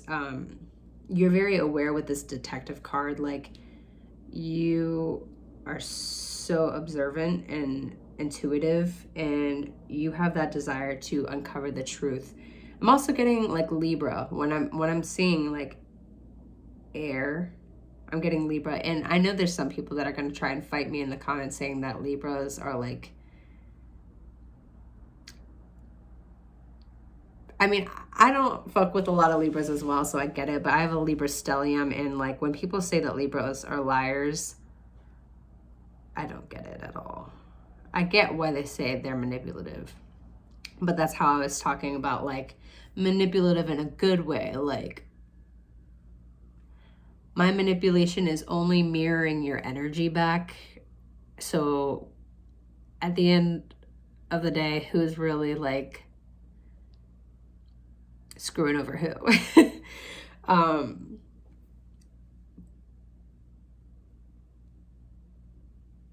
But I'm also getting empath vibes with this deck. I'm not surprised I got empath vibes for like majority of the decks. Because I'm an empath as well. So I would obviously, that would make sense that I'm reading for a collective of different types of empaths. But I'm getting like, you know, when it is time to walk away from situations. You even know when it's time to not even enter a situation. It's like, I've seen this before. I'm very observant. I'm very intuitive that you are draining energy, whether you're a person, whether you're a job, just energy in general. You're super aware of that. And I think also in the past, you probably, with that codependency coming out, like it was more of like a lesson you had to learn rather than that being your core essence, because no one's like core self is codependent. Everyone is an independent person conditioned to be codependent. And you went through something where like you would think, you see a lot of people like stuck in those kinds of situations, and like the only thing that's keeping them really there is themselves with like like keeping yourself trapped with outmoded beliefs, releasing negative thought patterns, as well as like day-to-day living patterns, like putting your energy into things that aren't really like feeding you back the same. You're all about reciprocity. And when you don't get it, you walk away and you know it's time to go. It's time to look for something that's going to be stable and I can actually build on, rather than just putting all this energy into nothing. Yeah, let me see. What else? You don't let other people like project their narrative or project their insecurities onto you and like distort your vision. You see like the truth of situations and you stay stern in that. There may have been times where in the past where you have kind of like deterred away, but that's always like kind of that life lesson that you had to go through. And that was the experience that is what is drawing people in, because these people are kind of at a place where you were at, where you may have been stuck in a situation, felt kind of hopeless, felt like you had the energy sucked out of you, that you couldn't really trust people, that you had to like go at it alone. And like you became really good at going at it alone. Like I'm gonna tie it into my life. But anytime that I've been single, I'm always thriving. I'm always like in the healthiest like mindset, body that I've been in. And anytime I've stepped into a relationship in the past, it is because I am a healer. These weren't necessarily supposed to be romantic relationships, and I'm learning that now. These were just people that were drawn to my energy because they needed healing, and now I have that boundary set. But I also have a little bit of that hyper independence like within me as well, because I feel so much, because there's that fear of being too much or being too little. And like with Virgo energy, with that magician, with this martyr card, we're also getting like self-sabotage and like creating a false narrative in your head and like manifesting that as your new reality, when in fact that's not true. And maybe you've dealt with like negative self-talk. You've probably even maybe abandoned a self-care routine in the past, but you're someone who has learned from that. You've liberated yourself from that experience. You've strengthened your mind. You strengthen your intuition by going through this. And another thing is with earth energy, like with them using their intuition, it's like all about what makes them feel stable, secure. And like I'm using an example for my past relationship. Like I'm stubborn. I'm a Libra stellium with Virgo rising and Virgo Venus. So like I'm that person that loves a project, loves to be that Bob the Builder type of bitch. Can I build this man? Can I fix him? No, I cannot. Let me walk away from this. It's time to go. So I could definitely resonate with this in that kind of energy. Like I poured all of my energy into this connection. It sucked the life out of me. This person did nothing to be reciprocal. This person maybe future faked, maybe like projected their insecurities, their storyline into your frame of mind, and it kind of contaminated it, but not really, because at the end of the day you actually had the ability to walk away from something, and you did it. I did it. I took my rose-colored glasses off and I walked away, and I said, I'm bringing in 2, they're bringing in -1. This isn't fair. We need balanced energy. I'm pulling the weight on this relationship, and it's literally manifesting physically on my body. Like I was ignoring my intuition so bad. I was ignoring all those red flags. because of my stubborn Virgo Venus, but also my stubborn Libra stellium of being a hopeless romantic. So that's not really a fun combo, but it also helps you. It helps me later on in life with realizing boundaries. We need them. They're important. You want to stay afloat. You don't want to feel like exhausted with every single thing you do. Boundaries are key. But yeah, maybe you might even be someone who has done a lot of like internal work and like as far as like really into psychology or self-help type of stuff. Building from the ground up, building on stable ground, walking away from unstable foundations and burning it all down, like tower energy, phoenix energy, burning it all down to start anew. I think that's number 13. Is that? I don't know.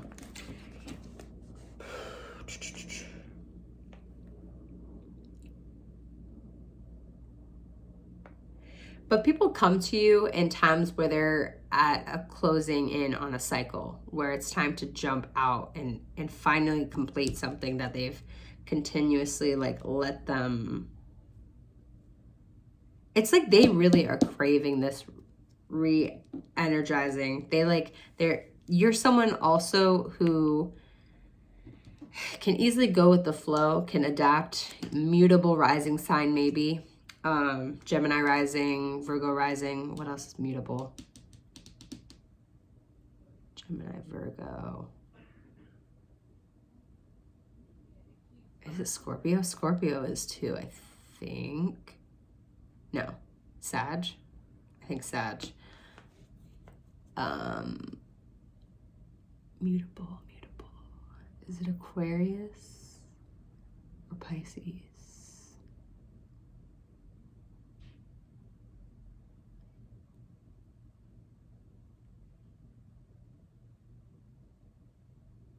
Aquarius, I think, is mutable as well. No. Pisces. No. I don't remember. But I'm getting mutable energy in your chart as well. Going with the flow, being adaptable, also being really good and being able to pick things up easily. Like, you probably like multifaceted. I'm Virgo rising, so in my my Instagram handle is Jacks of all trades, because like I thought that was fitting, because I'm always someone who likes to like try new things and experience them and like master them. And that's also magician energy and manifestor energy. But as far as the follow through, not great at it for me, at least. Enough about me though. Let's see. Ooh, okay. So I'm also getting other synchronicities as well. Like, I was talking about building on stable ground. You being an empath and needing to have like a time of isolation, time away, like so you can recharge. Giving me that like firefly in reverse energy. Like, all right, I'm drained. I'm drained from this vampire. I gotta go off and be on my own and recharge so I can like shine that light even brighter and not run out of energy. But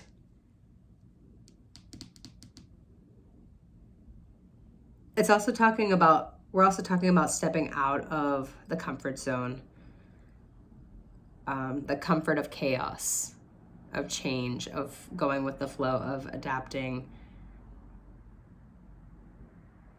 Or not the comfort of adapting, but being able to step into an adaptive type of energy and movement type of energy rather than staying stuck in chaotic limbo. Stop staying in the flow of sucky energy and going with the flow of like being pushed, being cleansed of this negative energy and pushed into something new. You are someone who was called to like reevaluate.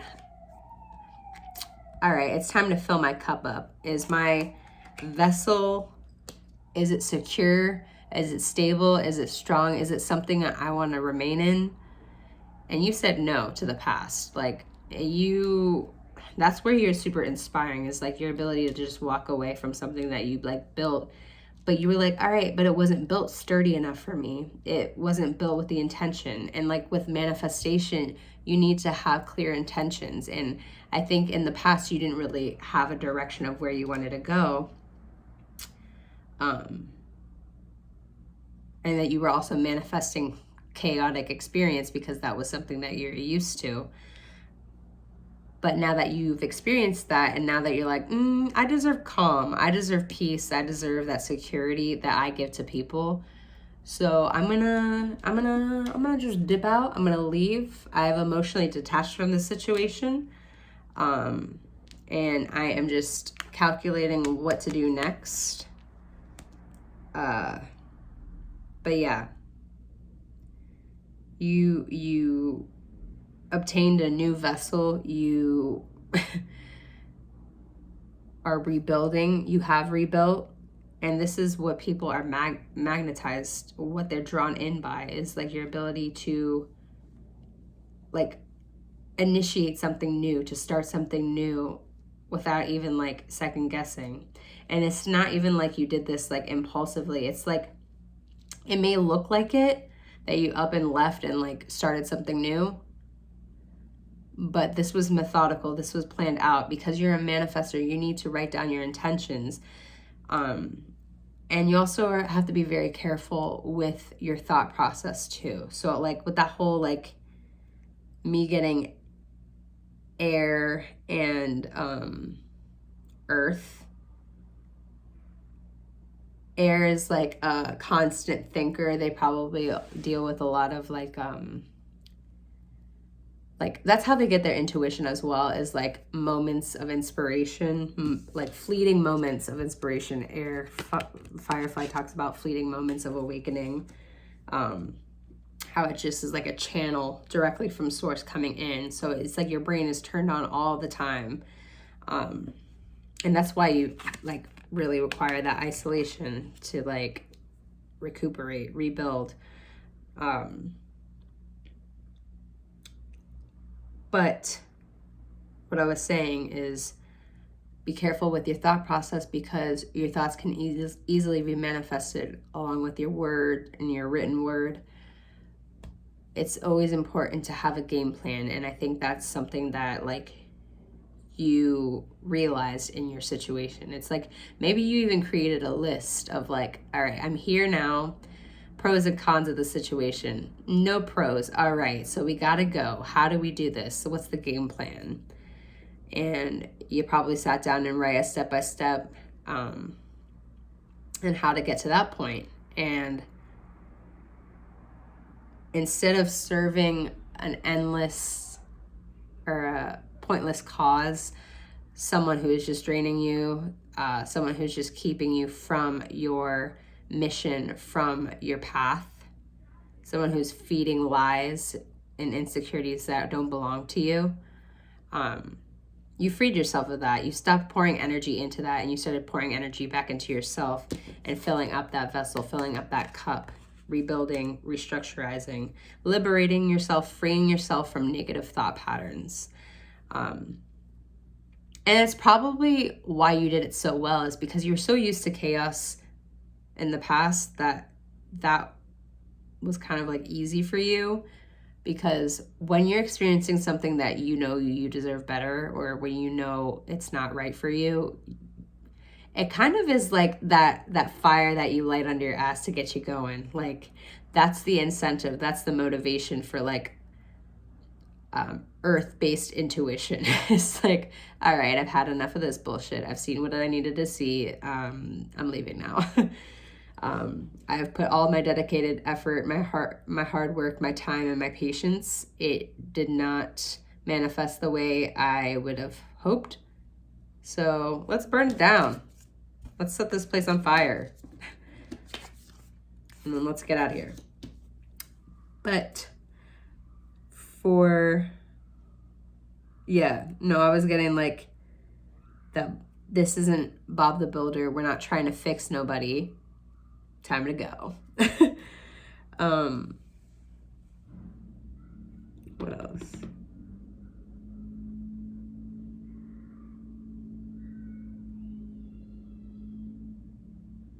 It's time to get out of the unstable building before it falls on you and consumes you. What is not stable is not reliable. Stop trying to patch up little holes in the walls when there's like a foundation problem.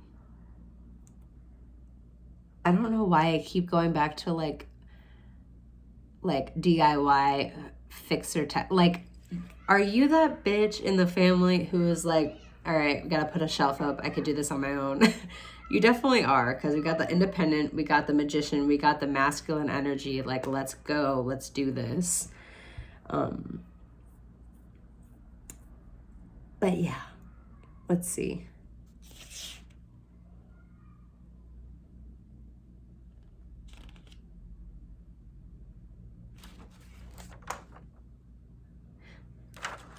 Yeah. All right. So that's like our basis right now as far as like the overall energy and what you bring to people's lives. The experience you give to people is that you show them just by your experience.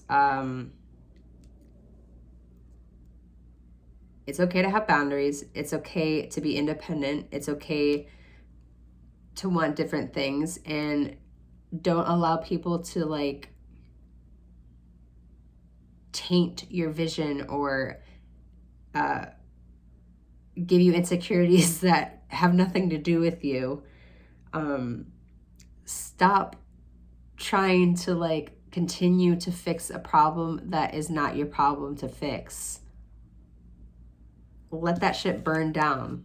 Let that catch fire and burn to ashes, so you can actually like be progressive and move and go with the flow and adapt and change, and to grasp that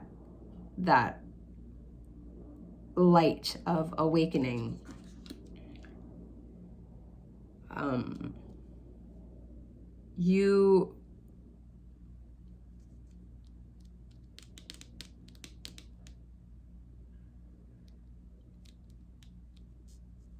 You really like give me that energy of like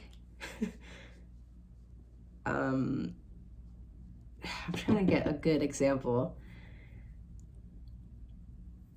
It's like when someone thinks they're stuck but they're not, like you're like, all right, bitch, let's turn on the light, let's look. The only one that has trapped yourself, that has you trapped, is yourself. All right? So acknowledge the shit that's going on in your life, and create a game plan to get yourself out of it. Because the thing is, you could hope and you could like have wishful thinking, you could throw this pity party, but at the end of the day, that's not going to get anything moving. You need to like, let's start with a list. You're probably a list maker. I'm a list maker, and I think it's very therapeutic. But yeah, I've seen what I need to see. I've seen what I need to see. You're done. You're done. You get people like thinking that.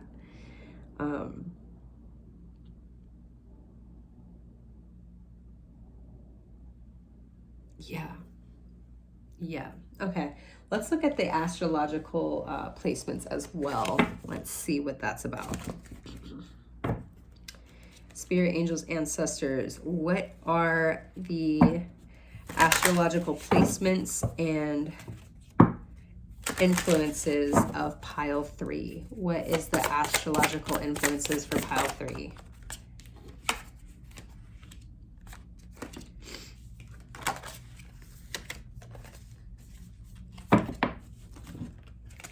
Libra.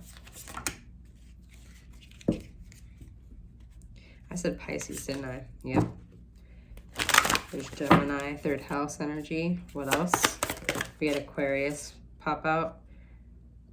You have Juno, which is commitment, and it talks about marriage, long-term relationships, fulfillment, compatibility, give and take,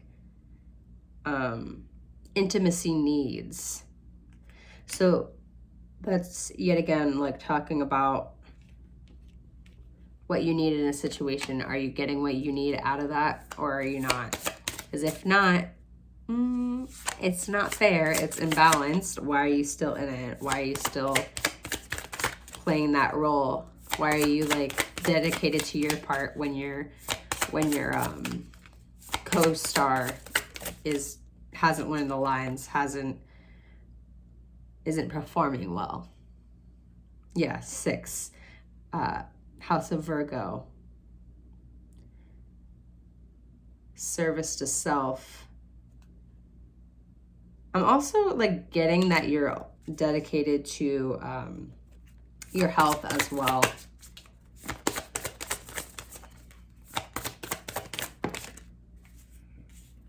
Devoted to your health for sure.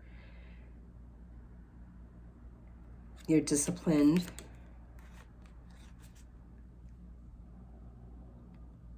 Yep. Got Sag and Pisces energy here. It's like you're optimistic, but you're also realistic at the same time.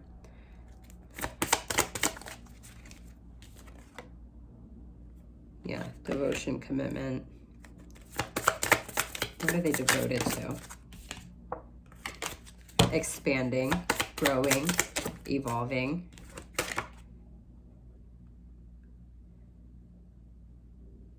Reflecting, seeking balance again. We have another thing of balance.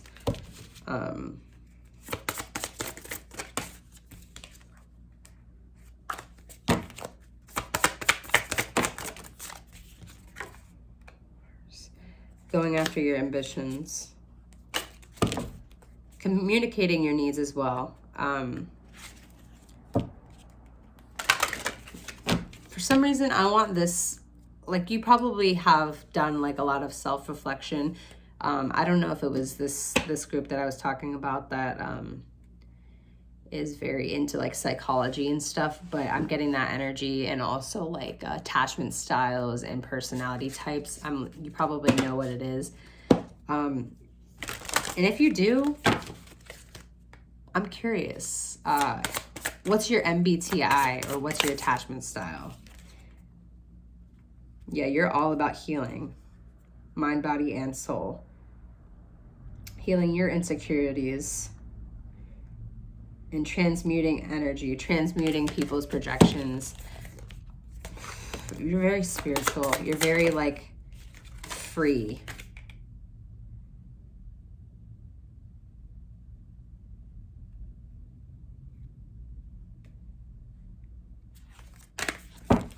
Yes. Gemini. Aries, I was also getting Aries because it talks about the body too, and I was getting physical health, reflecting. And then we got Mars energy coming out too.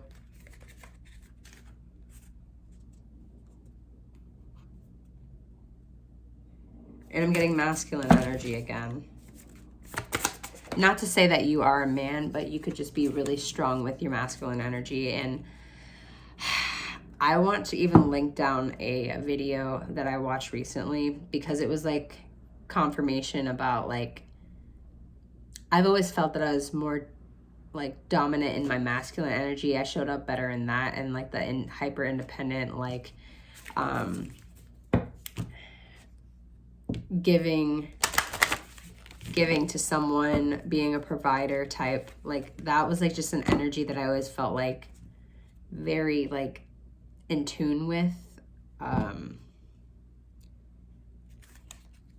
And this video is called Our Misunderstanding of Divine Feminine and Divine Masculine Energies, and it really like changed my perspective and made me feel more like, okay, this isn't weird that I'm more like in my masculine energy and I feel more comfortable about it.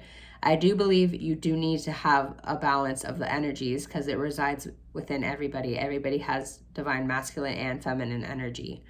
It's a matter of you balancing that energy. But Mystic Rain was talking about how many women in this time now are being born and living, their soul is living a divine masculine experience, but as a woman, or as non-binary. And they don't realize that because they present more, like they naturally present more masculine. And it's the same thing with men.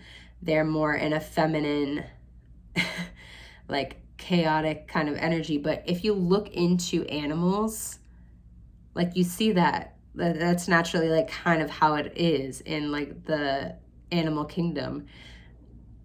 And even in like the old times, like in tribes and stuff, like women, like even though the men would go out to hunt, they wouldn't come back sometimes with food. Like, so the women intuitively knew, okay, we're gonna have to provide with the berries and the other nutrients that we need because these people aren't gonna catch anything. And then it's like the same thing for animals. Like in peacocks, I believe like the most like flamboyant looking one, the most like the prettiest one is the man. And then they're putting on the show like, hey, look at me. Like they're being very feminine, okay? And then for lions and stuff, like the lionesses, they are like the security system, the security guard for the man, for the leader of the pack. They are the ones that go out and hunt and provide and bring and give. Like the men are supposed to be the chaotic emotional ones. Or the masculine energy. Let's talk about that. Like when I watched that video, I'm just gonna link that down below because I love that video, as well as the dating as an energetic healer.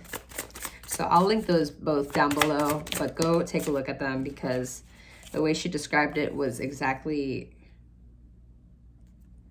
what I need. It was like confirming what I was already feeling. So if you feel that way too, go take a look. But yeah, you're definitely all about healing the self, getting Virgo, getting Aries, getting Scorpio, getting Libra, Aquarius, and Gemini. All right, now let's clarify with the tarot. Spirit, pile 3, what about them is so magnetic? What draws people in?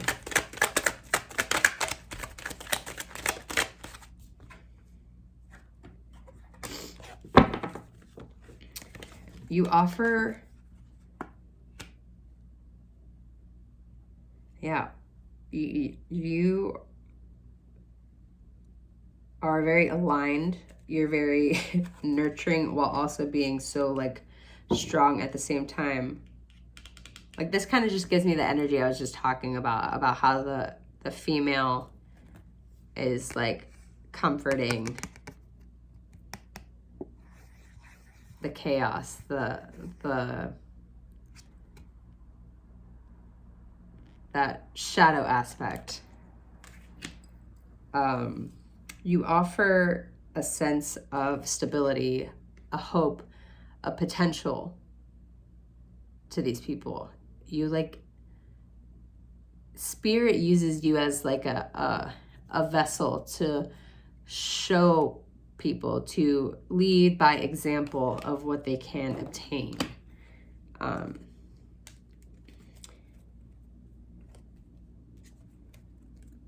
What else? Ooh, shit.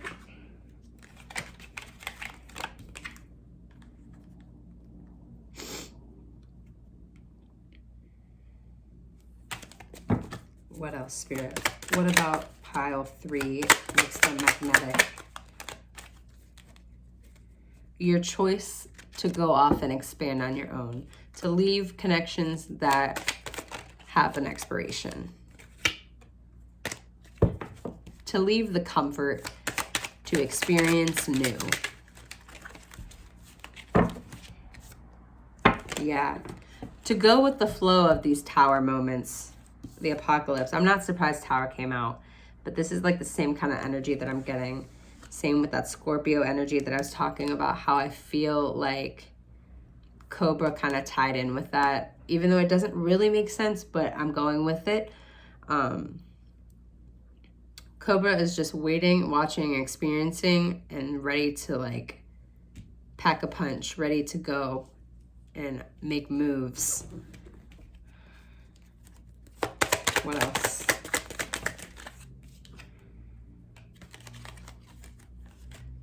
Yeah, done with like psychic attacks from people. Like, you're no longer claiming energy that is not yours. They find that very inspiring.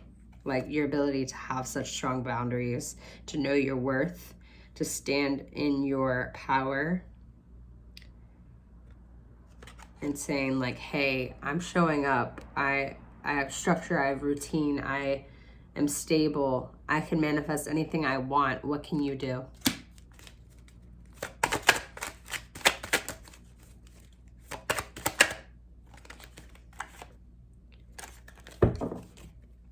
What experience does pile 3 bring to people? Transformation and balance. Scorpio, Libra energy, with the Death and Justice card. It's not that with you just going and following what you want, what you desire, what you need, what you know needs to happen, you just following, going with the flow, that's initiating its natural cycle of karma. Like, you know, at the end of the day, it's not gonna do anything for you to like get even, to like to sync to people's levels, to dim your light, because that's an injustice to you. And you are so graceful with just, okay, I've seen what I needed to see. I'm decaying to this point where I put so much energy into something. I'm ready to peacefully, gracefully walk away and start something new.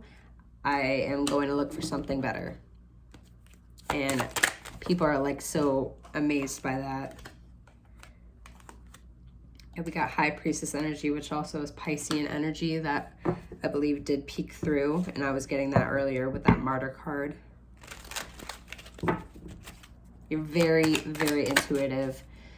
Like, you see things on the physical, but you also know things in the spiritual with the Crown energy.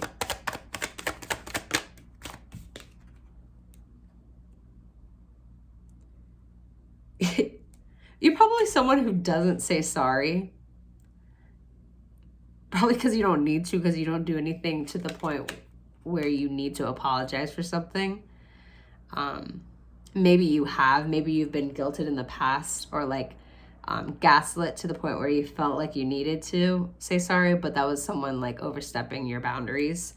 And you have the ability to like see who's actually genuine with their apologies versus who's not. Like, what is a manipulation game and what is not. And that's what I was kind of saying. I don't know if it was this pile earlier, but that was the energy I was also getting with you. Like, you have that ability to manipulate, but for the good. Like, Magician energy, like that can be like, the shadow aspect of manipulation is like with a self-serving intent. But when you're moving in a place of light, it's never really self-serving. It's like for the greater good. I don't know if that made sense, but yeah. The experience you bring to people is like, with you're mysterious, you have your shit together, you look like you do, at least. And you lay down that sword and you You allow spirit to bring in the justice, to bring in the judgment call, because you've already put in all your dedication and your effort into being a lesson for someone, trying to teach and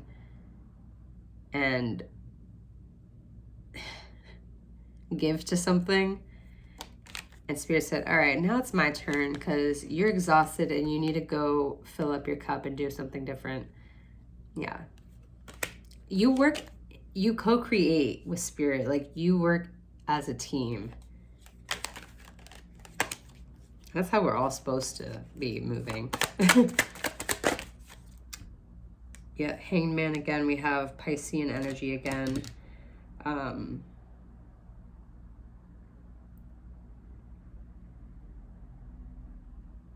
Yeah. You have that ability to like see different perspectives of things, but also not let it like coerce you into feeling any type of way. Like, at the end of the day, you stay true to what you believe in, and you stay on your path. You don't let people manipulate you into switching up for the betterment of themselves. And the only person you're trying to serve is your higher self and spirit. And energy to you is very, what's the word?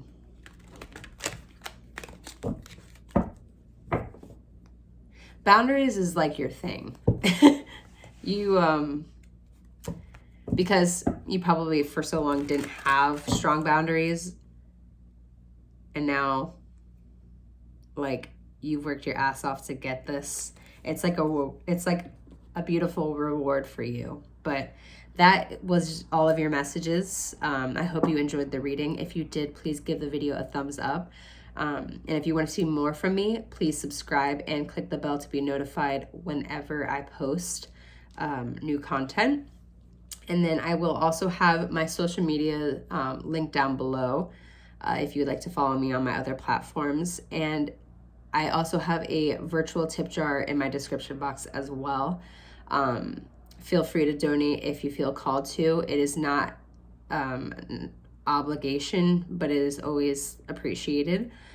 But yeah, I hope you guys enjoyed this reading. And until next time, thank you so much for watching. Hey Pile 4, if you chose the Malachite and Chrysocolla stone, this is your reading. Before I go any deeper into the cards though, I do want to touch on the properties of this stone.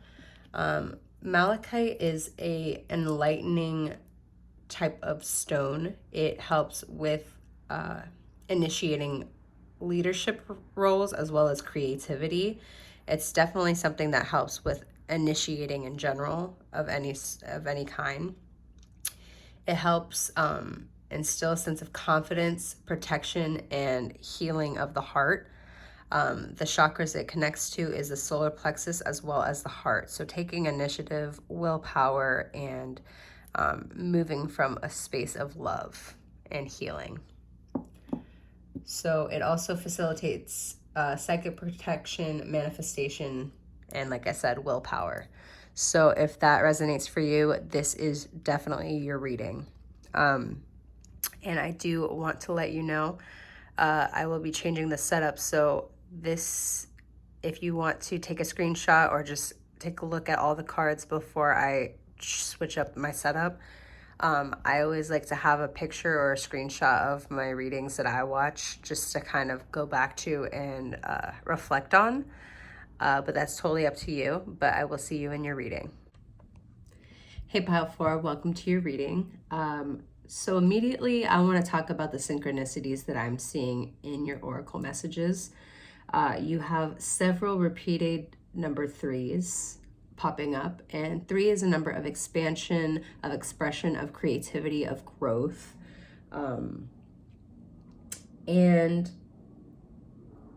what I'm seeing is for your overall energy is 3, the Empress, creation, connect intuition with action to get the ball rolling. Share the information and ideas, sharing information and ideas. And then master number 33 with numerology, with angel numbers actually.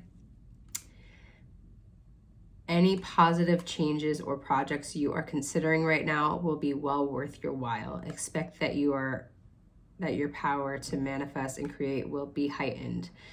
Number 33, I am expanding. And then we also have number 3 with a flamingo between worlds, expansion, growth, change. And then we also have 50, which is no place like home, which you can shift 50 into 5. And 5 represents change and conflict. And what else? Also represents instability and stuff as well. So finding stability, finding home, finding balance.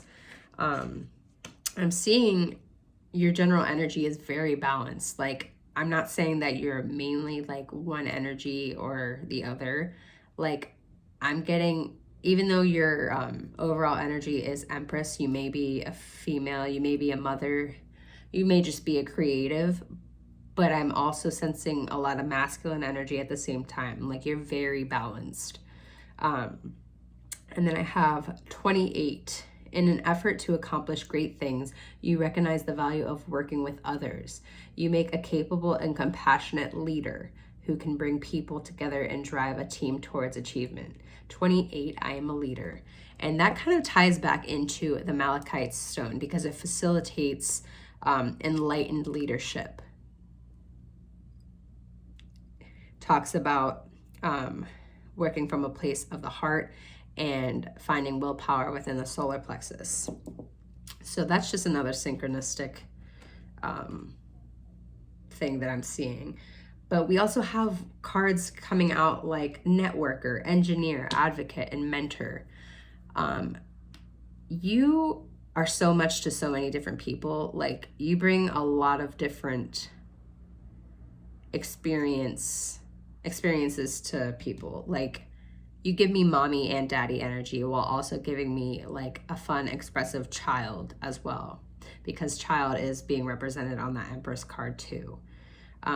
You are very good with communication. You may be someone who's very into psychology. You may be a mediator type of person. You could be a Gemini. You could be an Aquarius. You can be a Libra. I'm getting air. I'm also getting Cancer energy too. Getting Capricorn energy as well. Also getting Leo and Aries. So we're getting a lot of signs that I'm already seeing here. Even though I don't have Emperor on the deck right now or on the table, I wouldn't be surprised if Emperor popped out later in the clarifiers, or at least Aries energy popped out. But I'm also getting Scorpio too, with transformation. But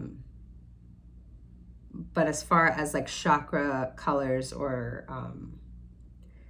what chakras you move from, I'm getting heart, I'm getting sacral, which I'm not surprised sacral is connected to sexual energy, creative energy, which also connects to the number 3 Empress card.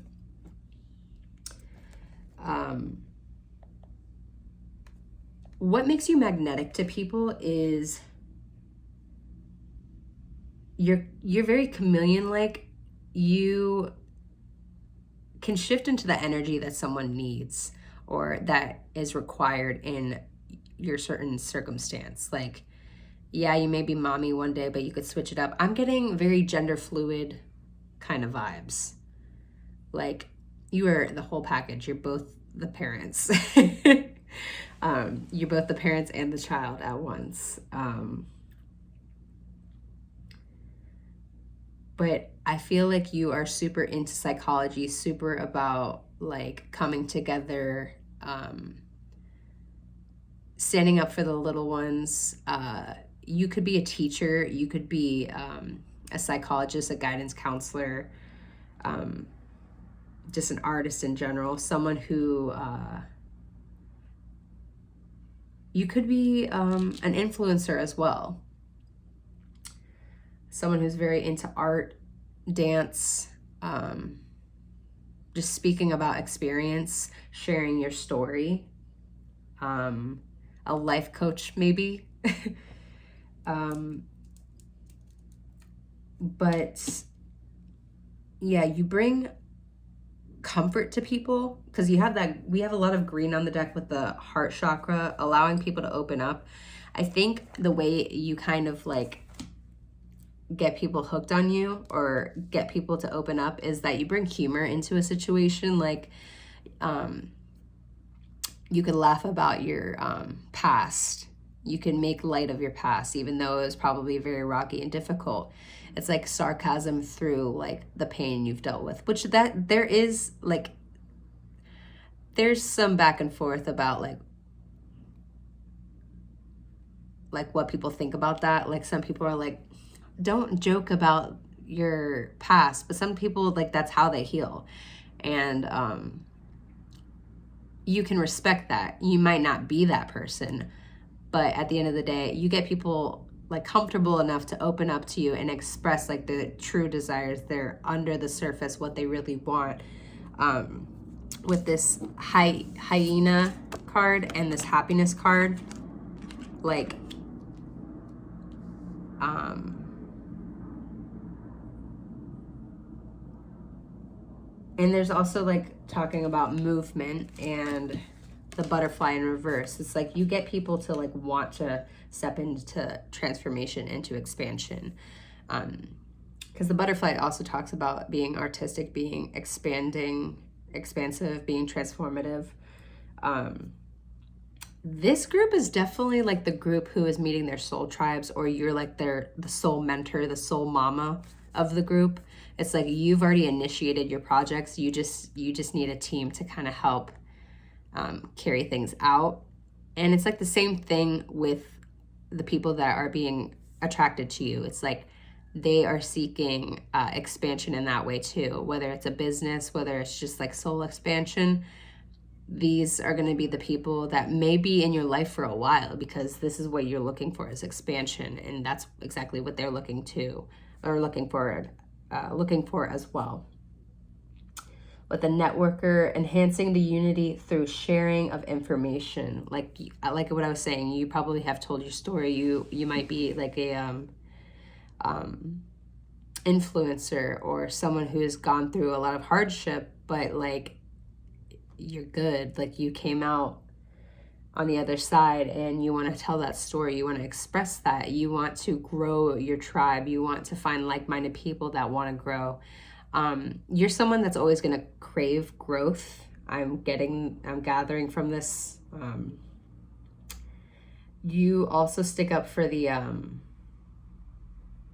underdogs, like for the people that like are looked past, I guess. You kind of like shed light onto them and you like give them that attention. It's like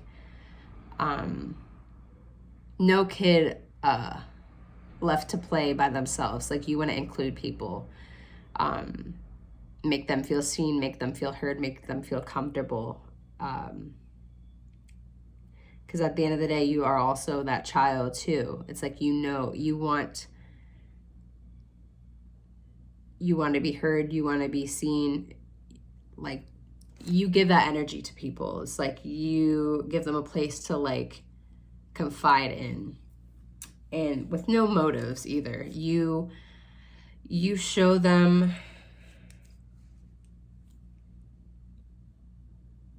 like, you may make jokes, but that gets them to open up about like the more underlying serious stuff. Like you probably are also someone who attracts a lot of weirdos too.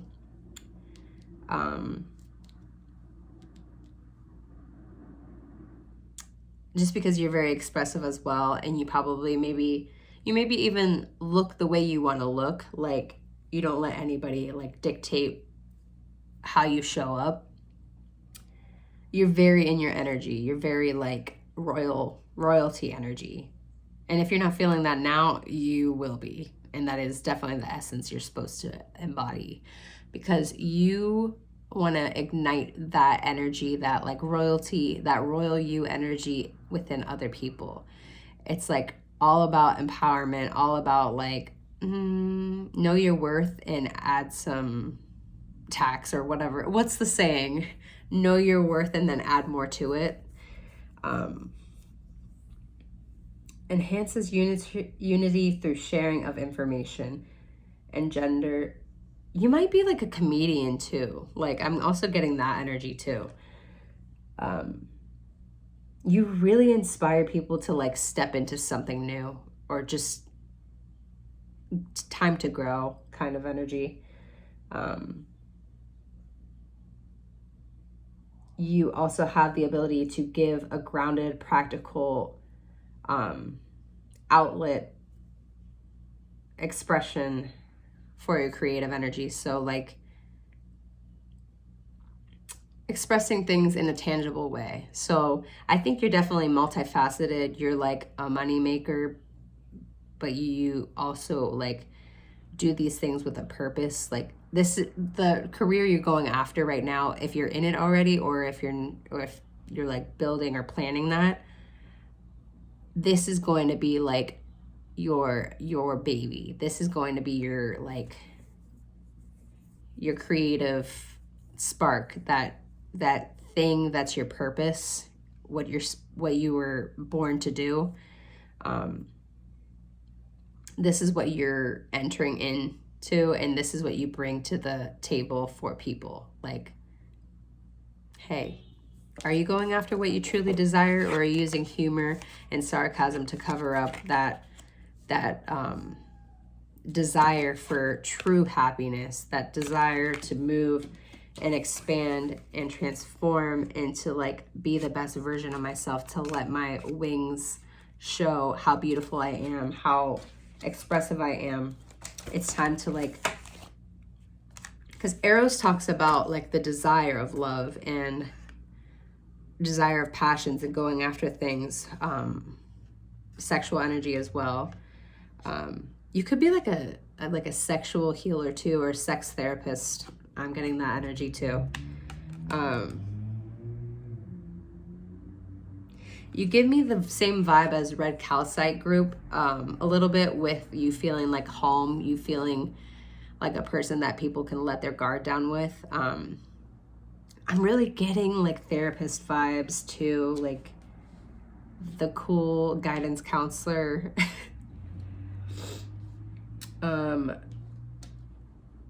But we have Threshold card. Like, you reveal that people need to like step into something new, to step into what actually is going to make them, what desires they have that's actually going to make them feel fulfilled. And with that unconditional love, you have so much of that, like for yourself, for others. It's like you are overflowing with unconditional love, and it shows, and people just are like, okay, let's add more to that, because that's just like so satisfying to see that, and that someone's embodying that much love. Because I'm seeing a lot of green on this deck. Or on this table. I'm seeing a lot of colors in general, but greens are very like standing out to me, as well as like I got the energy, I got the sacral. You probably have like a morning ritual of you like doing yoga or dancing, just to like release that sacral energy. Let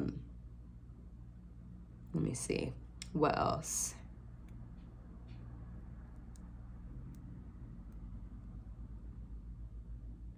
Yeah, like people definitely like take their mask off when they're around you. You get people to show their true side, their genuine side. And it's like very refreshing for them, because they feel like they don't have to be fake. They don't have to like pretend that they're happy, to like put on this facade, put on this show. This is the mask that they're wearing. And they're just like, what do I really actually want? This bitch is like getting me to like ask this question to myself. I can't like go around and like pretend that it's not like picking at me, that it's not like calling me to step up, to step through this threshold, to change something.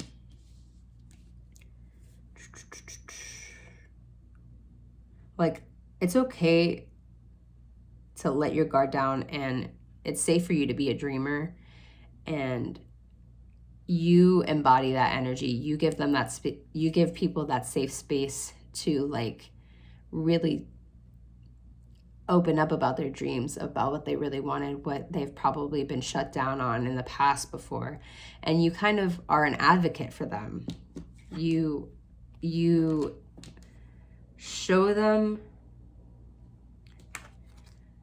that it's fine, that you're just being you, your authentic self. It's okay to dream. You're meant to. Like, you're meant to follow that dream because it's calling. It's a whisper for you to follow and find a purpose. And the thing is, you also give them a new sense of the word home. Like, no place like home kind of energy. Like, they're realizing home isn't like restrictive. It isn't supposed to like confine you or make you feel small. It's supposed to make you feel like full of passion and joy and love and comfort. And maybe they have been rolling with the wrong crew. Maybe they've been wearing this mask. But you show them like, you're not really going to be happy if you keep that facade up. Like, focus on you. Like, just go and create and do things that are like feeding your soul. Don't be scared to like move into that next step. Don't be scared to show your true self. Yeah, we have a lot of like initiating type of cards on the deck. Like, all of these, I believe, with the arrows, the threshold, and agape, these are all initiative kind of energies, as well as movement.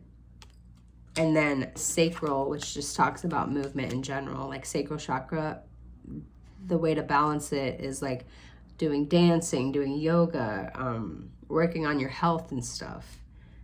And we have advocate, inspiring action, inspiring you to put compassion into action. What else? Ability to give creative energy a practical expression. Engineer, initiating something, starting a project. Talent for designing resolutions to common dilemmas.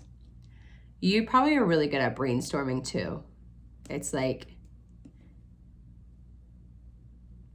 you are like the problem solver without even trying. It's like immediate to you. Like, you see, all right, this and this needs to be switched around. We need to change that up.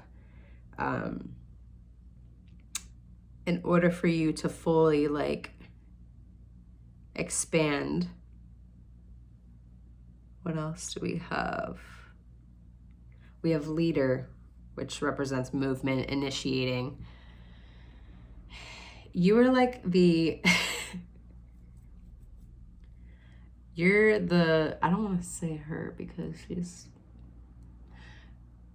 you're like the main leader of the group. But you also, like, you know it, but you're also not cocky about it. Like, you give everybody a chance.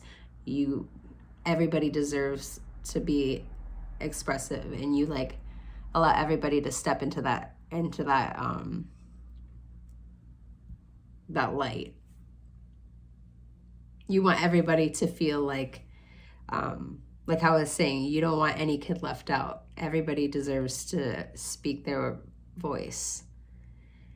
I'm also just really getting the fact that you respect kids, and I love that. I really love that. Like, if they're being their chaotic self or if they're feeling their emotion, it's like you let them. You probably feel it with them. You're like, yes, lean into that emotion. It's okay. Your feelings are valid. You probably talk to kids like they're adults because like you have that same respect for them. It's like when you're that person that doesn't believe in the whole respect your elders type of things. How about you respect people who respect you? You're that vibe, and I love it. I love it. Yeah. Very goal oriented, but you give your time, you give yourself what's the word? You give yourself time for self-love, because that's a very important ritual to keep feeding yourself that energy. It's all about balance, for real. Like, with the agape card, these are people that are drawn to you are probably people who are already on their spiritual path but need a little bit more guidance. And they're probably also members of your soul tribe as well. Because you're so hyper attuned, you're so balanced, you have your boundaries, you're already like working on your creations and what you're moving towards. You're already figuring out what home means to you. These are people that need a little bit more insight, more of your perspective. You're kind of like the teacher, you're the mom, the dad of the group. You're the one who corrals everybody, gets them ready. You hype them up. You get them in. You're a vibe. I'm sorry. That's all I have to say. That's all I have to say. I have more to say, but just know that you're that bitch. And you know that you're that bitch, but you're also not cocky about it, and I love that. I might be inflating your ego a little bit with this, but it's okay.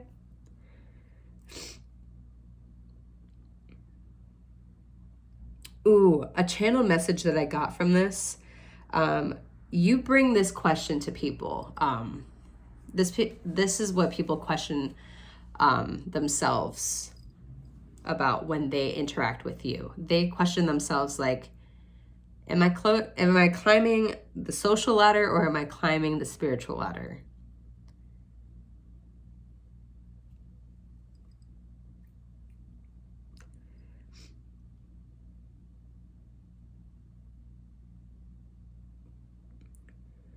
You also, I had this with you know what? I had it with, I think it was the Red Calcite group again.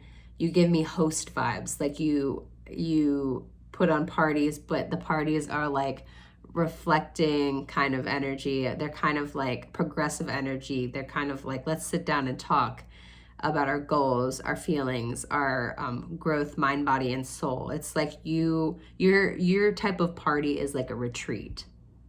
Is hosting a retreat. Is also like expressing your love languages in different ways. Like you're very balanced in your love languages for sure. Like I'm getting so many different things as far as careers. Like I don't know if it was this no, it wasn't this group, but like a jack of all trades kind of energy, which that's funny because I'm like bringing in my username, jacks of all trades. But it's also like you are a jack of all love languages. Like you think it's very, which I agree with this. I think it's very important to be able to express all love languages, to experience them all. I know some people have like more, their love languages are stronger than others. But I think it's very important to like make space to experience them all. Even with physical touch, I think if you are in a connection or in a romantic relationship, I think something that you really would bring and benefit into that would be like a physical touch kind of meditation where you just are holding your partner's hand and like having this experience for 10, 20, 30 minutes, and you just are meditating with them in silence, looking at them while also like holding their hands or just like hugging them and just like, oh my God, this is getting deep. But I feel like that is something that would be very important for you. And if not, maybe look into it.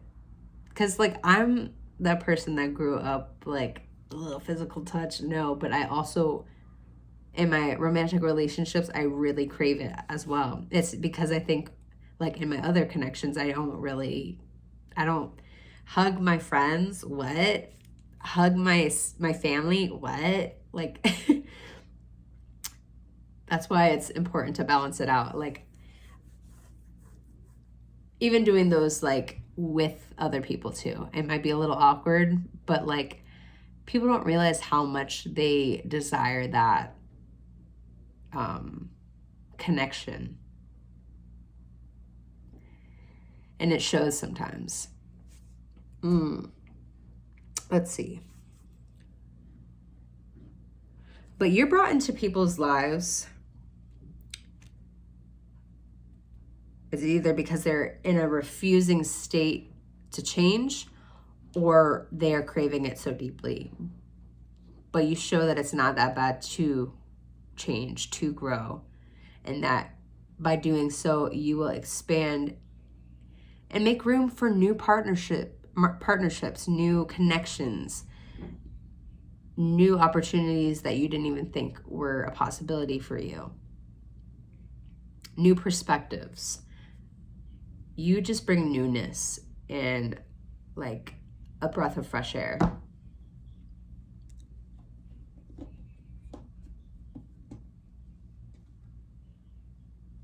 You bring people together too. Like, I love that.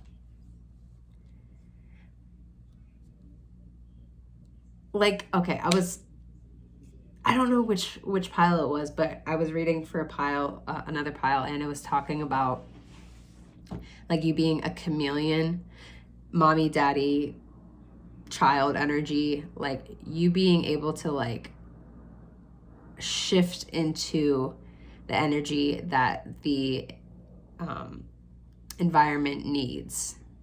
And it's, like, similar to, like, how just empaths in general, they're really good at mirroring. They're really good at, like, shape shifting and being, and it's not like they're not being authentic. It's just they're good at, like, adjusting the energy and, like, bringing to the table what is necessary. And that it can look like people pleasing, but, like, you have an awareness of that, that you're just, yeah, you're making them comfortable, but you're not, like, going out of your comfort zone to do that either. So, like, you have that differentiation between the two. It's like you're not, like, wearing a mask to fit the mold. You're just you're showing up in the energy that they understand. And not like you're dimming your light either. Like, because you're very strong in your energy still.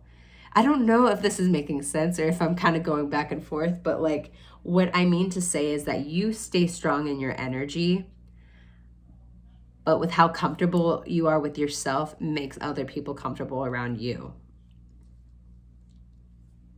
And the thing is, I don't think people who are uncomfortable with such light can even be around you. So I think you kind of just, like, are at a distance from those people. Those people don't, like, they can tell that you're in this energy, and they're like, oh fuck, oh shit, oh shoot. They're like, I wouldn't even be able to manipulate this person if I tried.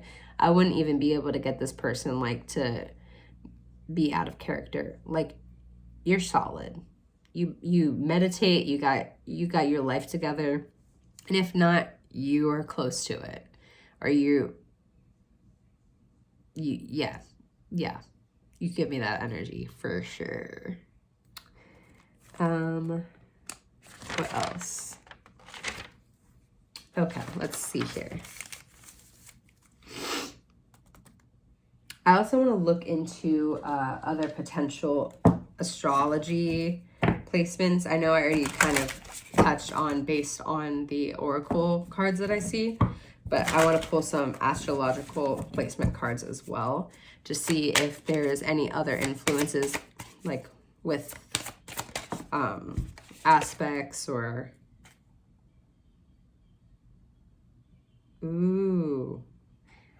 And didn't I say that you might be a sex therapist? We have Lilith coming out, which talks about the taboo. You kind of like, I feel like you sexually liberate people.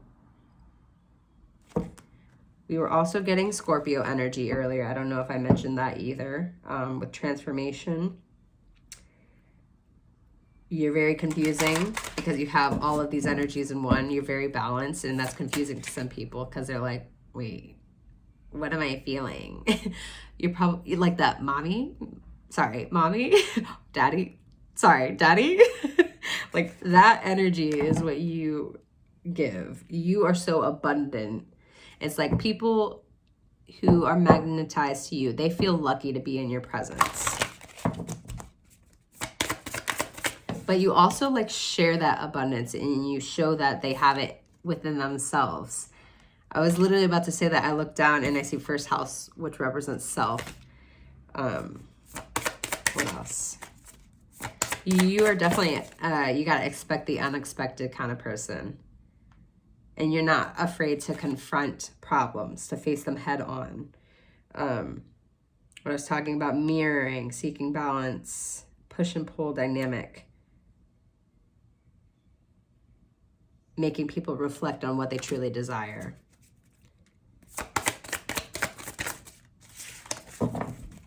What is pile 4? What is pile 4? You could be a Libra, and I was talking about partnerships too earlier, and this also talks about networking, advocate, kind of also being like devil's advocate too, like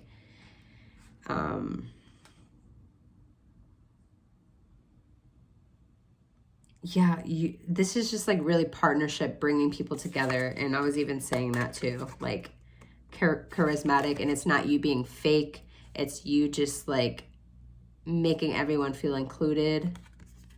Libra energy for sure. What else? What else, Spirit? What else? I wouldn't be surprised. Okay, we got Pluto, which is rules over Scorpio energy. So that's renewal, transformation, beginnings and endings. What else? Woo! Mystery. Sag. Getting fire. What astrology placements does group 4 have? Aquarius, I was getting that too. Humanitarian vibes. Mars energy, going after your ambition. We also had first house, which is like Aries energy. And I was even saying that I wouldn't be surprised if Aries came out because I was also sensing Emperor energy. Whoa. 11th house, communication. Or community, sorry. Organization, society, hopes and wishes, friends, social circle, group activities.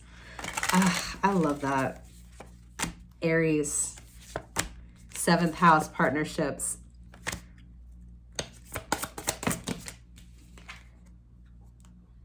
Expansion, Sag energy too. Bold, blunt, free-spirited. I'm getting that for sure. You help clear the confusion with people. Like, if they're stuck on something, like I was saying, you are that problem solver. You reveal this, this, and this is obviously what's blocking you. What next? Ambition. What else, Spirit? Gemini energy too. I was getting a lot of air energy. I'm not surprised, but I'm also getting Taurus too. What else? Scorpio energy popped out. 10th house, which is Capricorn. I was getting mommy and daddy. I don't know if I mentioned, I think I mentioned Cancer energy earlier too, but we have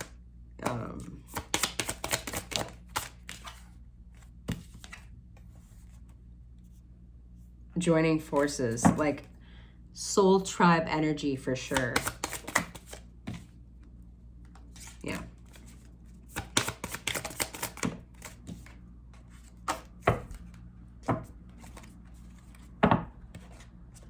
Fourth house energy, yep.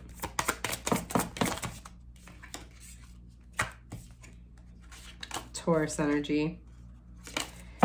Scorpio again coming in.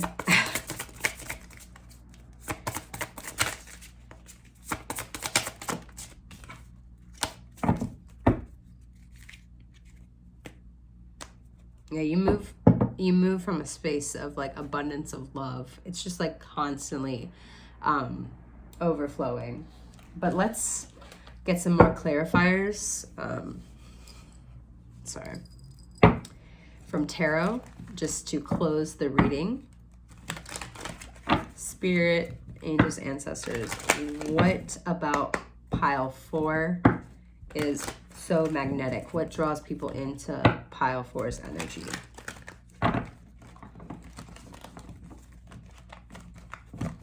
What draws people into pile 4? Ooh. Split the deck. We got Empress energy. That's just clarifying right there. Mommy. Sorry, mommy. Freeing people from what's holding them back. Their self-sabotaging behavior.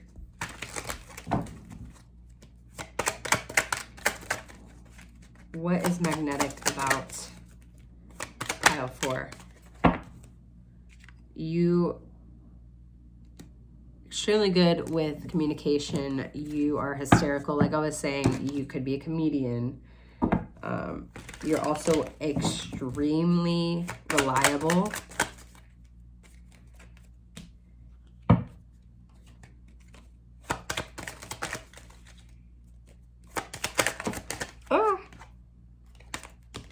Yeah, you're someone who's like building a legacy and people can tell and they want to be a part of it. So, but you also have that discernment with that Queen of Swords energy to know what their intentions are. Like, you don't let people with bad intentions or corrupt thinking get past anything. Like, your boundaries are solid. Yeah, there's that desire to grow, to build. Like, you could even want to like be, yeah, Tower moment, Scorpio energy. To lead people in a caravan and just like live a different type of life. That's the kind of vibe I'm looking for, so hit me up. Free yourself from the mental turmoil. What's holding you back? You give them an opportunity of seeking stability.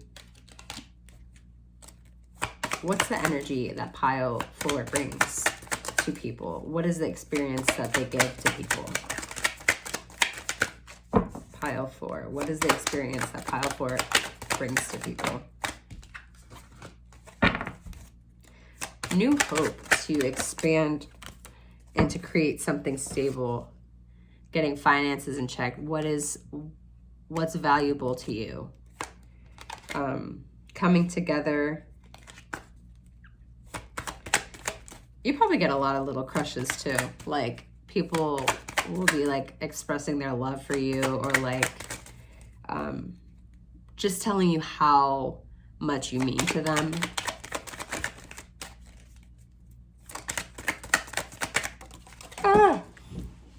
What was this? This flew out. Death card, transformation. You know what card I'm looking for, Spirit. I would not be surprised if it came out. At this point, I'm kind of asking for it. Ooh. And it's at the bottom of the deck. Why? What did I say? What did I say? Mommy, daddy energy. Mommy, daddy energy. I need to stop saying that. I'm cringing. Ew.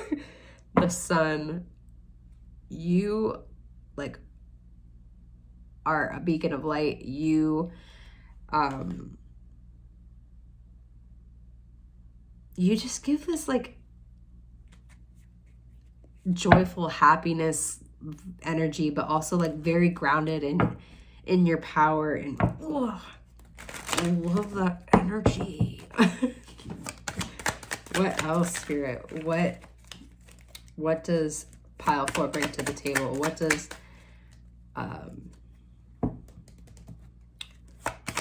what is so magnetic about them? Ooh. And we just had the sun and the moon come out. Like, we have two. What am I telling you about being balanced? Like, you literally have the Empress and the Emperor. You have the sun and the moon. Divine masculine, divine feminine, divine masculine, divine feminine. Like, it's all right there. Freeing yourself from mental turmoil. Creating a foundation. What's so inspiring about pile 4? Yeah. What's so inspiring about pile 4?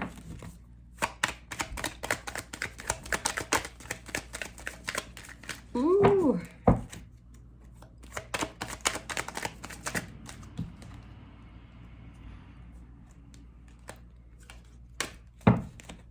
Whether you're with someone or not, like, you will always, like, radiate happiness. And that's what's so inspiring, is that, like, you're always going to show up in the way that you show up because you're being true and authentic to yourself.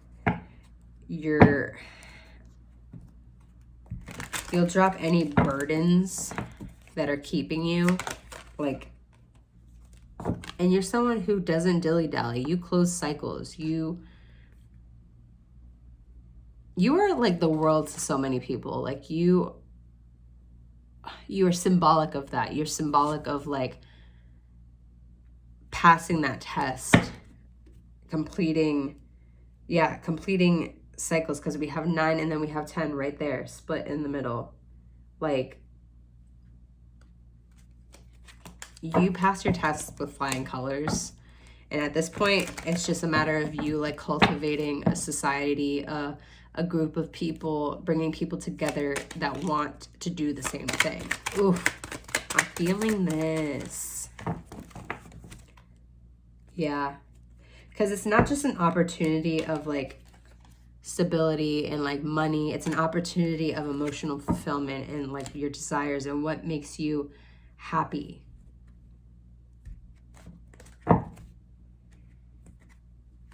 Yeah, choosing to expand is extremely important to you. 6 is harmony. Relationships, very important to you. But the right kinds. The ones that add rather than take away. Something that's balanced, something reciprocal. A lot of my groups have been very similar energy in that sense, like looking for reciprocity, balance, seeking balance. So I wouldn't be surprised if multiple groups picked multiple piles, or multiple people picked multiple piles, because a lot of the things that I've been saying have been overlapping. 4, 4, 4, 4 on the clock right now. Let's see. Mirroring energy. Some people don't even want to hear this, but like, you're definitely a group that has a divine partner. The empire type of vibe, where you are building something together, building a legacy together. Because we had 10 of cups, we have 10 of pentacles. We had 9, 10, we had 9, 10, we have 8, 9 coming out, and 7, like, completing cycles. 7, 8, 9, 10.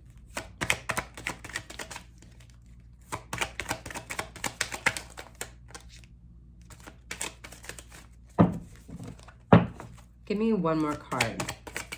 What's the experience that you bring?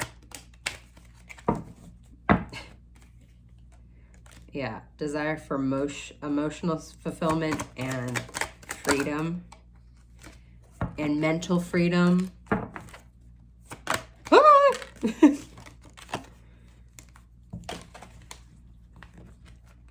Moving towards emotional fulfillment as well as like personal power, liberation.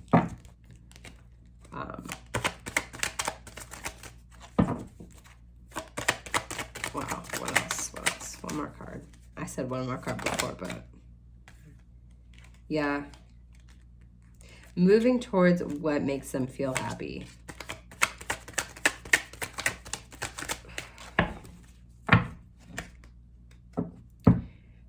Deciding on what makes them happy, what makes them feel emotionally fulfilled.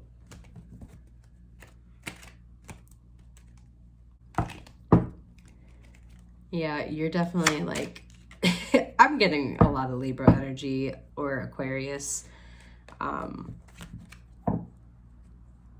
Yeah. But yeah, these are your messages. I hope you enjoyed this reading. If it resonated for you, please give the video a thumbs up and subscribe to my channel and click the bell to be notified anytime I post something new on this channel. I do also have my other social media platforms listed in the description box below. So if you want to support me in that way, that is very much appreciated. I do have a virtual tip jar as well, linked down below. If you feel called to leave a donation, it's very much appreciated, but it obviously is not an obligation. But yeah, I hope you enjoyed, and comment down below. I was telling all the groups, comment down below. I want to know what your favorite color is and your current favorite song at the moment. I know I don't have an all-time favorite song because it switches all the time. It's like always based on the mood, isn't it? The season, the time, what you're feeling. Comment that down below, but I hope you enjoyed this reading, and until next time, thank you so much for watching.